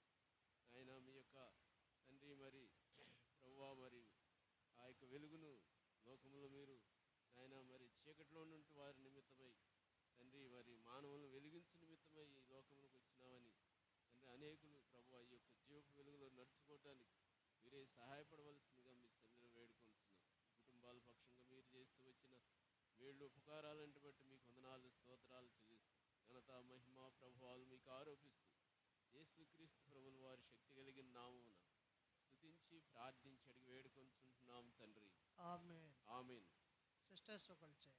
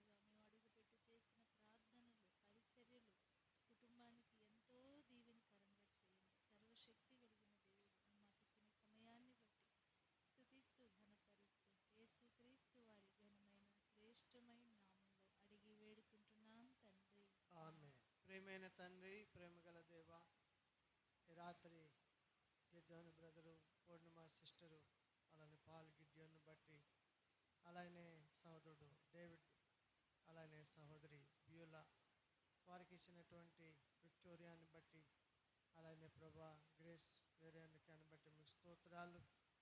ఈ గృహం ఆధారం చేసుకొని ఈ రాత్రి నీ వాక్యాన్ని వెదజల్లే భాగ్యం ఇచ్చినారు ప్రభా. నీ మీద మరి తండ్రి, మరి ప్రభా, మరి ఈ యొక్క దీవెనలన్నీ నీ మీదకి వచ్చి నీకు ప్రాప్తించునని రాయబడిన మాటను బట్టి స్తోత్రాలు నాయన. నిజంగా ఈ కుటుంబాన్ని మీరు ప్రేమించి నాయన అన్ని జనాంగంలో ఉన్నప్పుడు నాయన చీకట్లో నుండి వెలుగులోనికి, ఆశ్చర్యకరమైన వెలుగులోనికి మీరు తీసుకొచ్చినందుకు కొరకు వందనాలు ప్రభా. వెలిగించబడిన ఈ కుటుంబం అనేకులు వెలుగులోనికి రావాలని ప్రభా ఈ రాత్రి కూడికి ఏర్పాటు చేసుకున్నందుకు కొరకే స్తోత్రాలు నాయన. ఈ కుటుంబాన్ని ఆధారం చేసుకొని మరి మైక్ శబ్దం ద్వారా ఎవరైతే దేవుని వాక్యం వింటూ వచ్చినారో వారిని, వారి కుటుంబాలను మీరు వెలిగించండి నాయన. వారి మీదకి మీ దీవెన అనుగ్రహించండి. ఇలాగ ప్రభా ఈ కుటుంబం ద్వారా భవిష్యత్తులో కూడా మీ ఏర్పాట్లు, మీ సంకల్పంలో నాయన నీ దృష్టి కుటుంబం మీద ఉంచి నీ ఆలోచనతో నడిపించి నాయన ఉన్నతమైనటువంటి విషయంలో నాయన ఆత్మీయంగా, భౌతికంగా మీరు హెచ్చించి ఇంకా అధికంగా మీ ఆశీర్వాదంలో తీసుకురావడానికి మీరు ప్రభా కోరుకున్నందుకు కొరకే స్తోత్రాలు. ముఖ్యంగా మీ భద్రతను నాయన, మీ యొక్క శాంతిని, సంతోషాన్ని నిత్యం ఈ కుటుంబం మీద ఉంచండి. ఇలాగా సంఘమంతా మేము కలిసి ఈ కుటుంబాన్ని మీ చేతుల్లో పెడుతూ ఆనాడు 5 రొట్టెలు 2 చేపలు ఎట్లా మీరు ఆశీర్వదించినారు, భౌతికంగా ఆత్మీయంగా అలాగా ఆశీర్వదించి ఇంకా మీరు కోరుకున్నటువంటి ఆయన మరి ప్రభు ఆశీర్వాదములకు మీరు నడిపించారు. ఇంతవరకు కుటుంబం పక్షంగా ఎన్నో మేలులు చేశారు. డేవిడ్ బ్రదర్ కూడా ఎన్నో అపాయాల్లో, కీడుల్లో ఉండి తప్పించారు. పిల్లలు కూడా ఈ మధ్య కాలంలో కొంత అనారోగ్య పరిస్థితుల్లో కూడా మీరు ఇచ్చిన స్వస్థతను బట్టి వందనాలు. అలాగా గిద్యోను బ్రదర్ విషయంలో కూడా గతంలో నాయన మీరు ఎంతో మంచి ఆరోగ్యం ఇచ్చినందుకు కొరకే స్తోత్రాలు. పరిచర్యలో అనేక స్థలాల్లో మీరు వాడుకుంటున్నందుకు కొరకే స్తోత్రాలు. వారు చేసుకునే జాబ్స్లో కూడా తోడైంది. వారి సిస్టర్ కుటుంబాన్ని కూడా జ్ఞాపకం చేసుకోండి. ఈ రాత్రి దగ్గర దూర ప్రాంతాల నుంచి వచ్చిన బిడ్డలందరినీ మీ చేతులకు అప్పగించుకుని ఆయన మీరు ఇంతవరకు చేసిన మేలును బట్టి స్తుతిస్తూ ఇక ముందున్న దినాల్లో కూడా అధికమైన మీ యొక్క సంతోషం ఈ కుటుంబానికి అనుగ్రహిస్తారని నమ్ముతూ యేసుక్రీస్తు వారి శ్రేష్టమైన నామంలో స్తుతించి ప్రార్థించి వేడుకుంటున్నాము తండ్రి, ఆమె. డేవిడ్ బ్రదర్ ఇక్కడికి రాడు.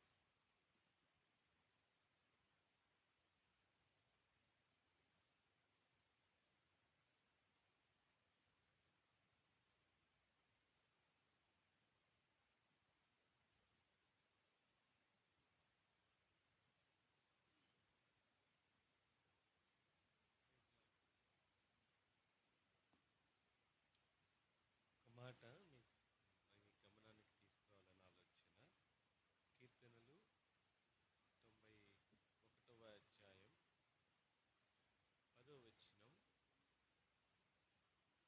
కీర్తనలు 91వ అధ్యాయం 10వ వచనం. నీకు అపాయం ఏమీయూ రాదు, ఏ తెగులును నీ గుడారము సమీపించదు. ఈ వాగ్దానం నాకు వ్యక్తిగతంగా మొదటి లైను నీకు అపాయం ఏమీయూ రాదని నాకు వచ్చింది గత సంవత్సరమే. రెండవ లైను మా అబ్బాయికి వచ్చింది. ఇదే కీర్తన గ్రంథం 91వ అధ్యాయం 10వ వచనం. ఏ తెగులును నీ గుడారమునకు సమీప. మొదటి లైను నాకు వస్తే వాగ్దానం, రెండవ లైను నా బిడ్డకు వచ్చింది.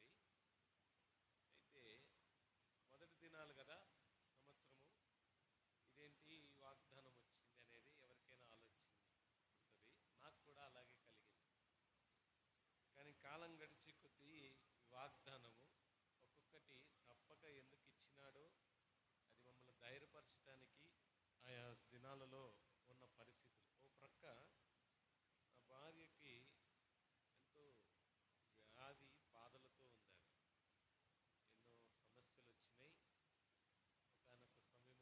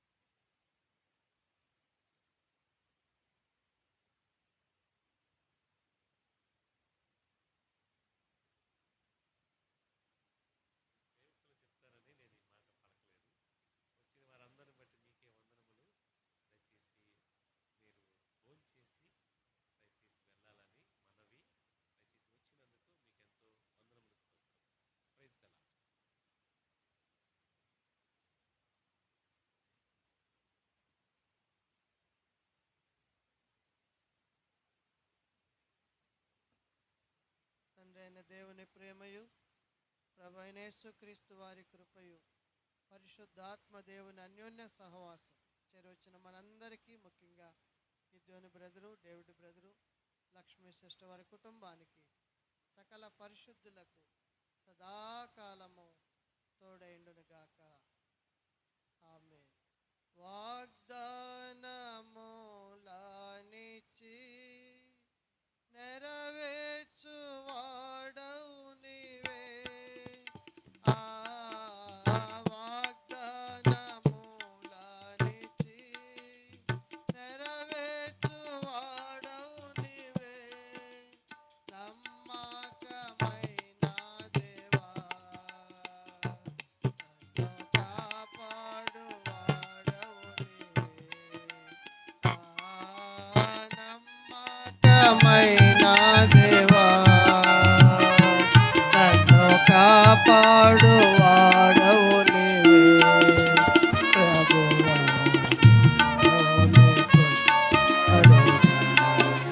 హల్లెలూయా పాడేదా, ప్రభు నిన్ను కొనియాడేదా. హల్లెలూయా పాడేదా, ప్రభు నిన్ను కొనియాడేదా. అన్ని వేళలయందునా కీర్తింతును. అన్ని వేళలయందునా నిన్ను పూజించి కీర్తింతును. ప్రభువా, నిన్ను కొనియాడెదా. హల్లెలూయా పాడెదా,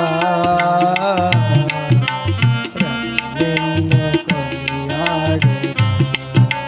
హల్లెలూయా పాడెదా, నిన్ను కొనియాడెదా. Praise the lord. మీరు లెగిస్తే ఇక్కడ మీకు భోజనం ఏర్పాటు చేయబడుతుంది. టేబుల్స్ ఉన్నాయి, చైర్స్ ఉన్నాయి. అందరు కూడా టేబుల్స్, చైర్స్ ఉపయోగించుకోండి. కుటుంబం కొరకు తప్పక మీ ప్రార్థనలో జ్ఞాపకం పెట్టుకోండి.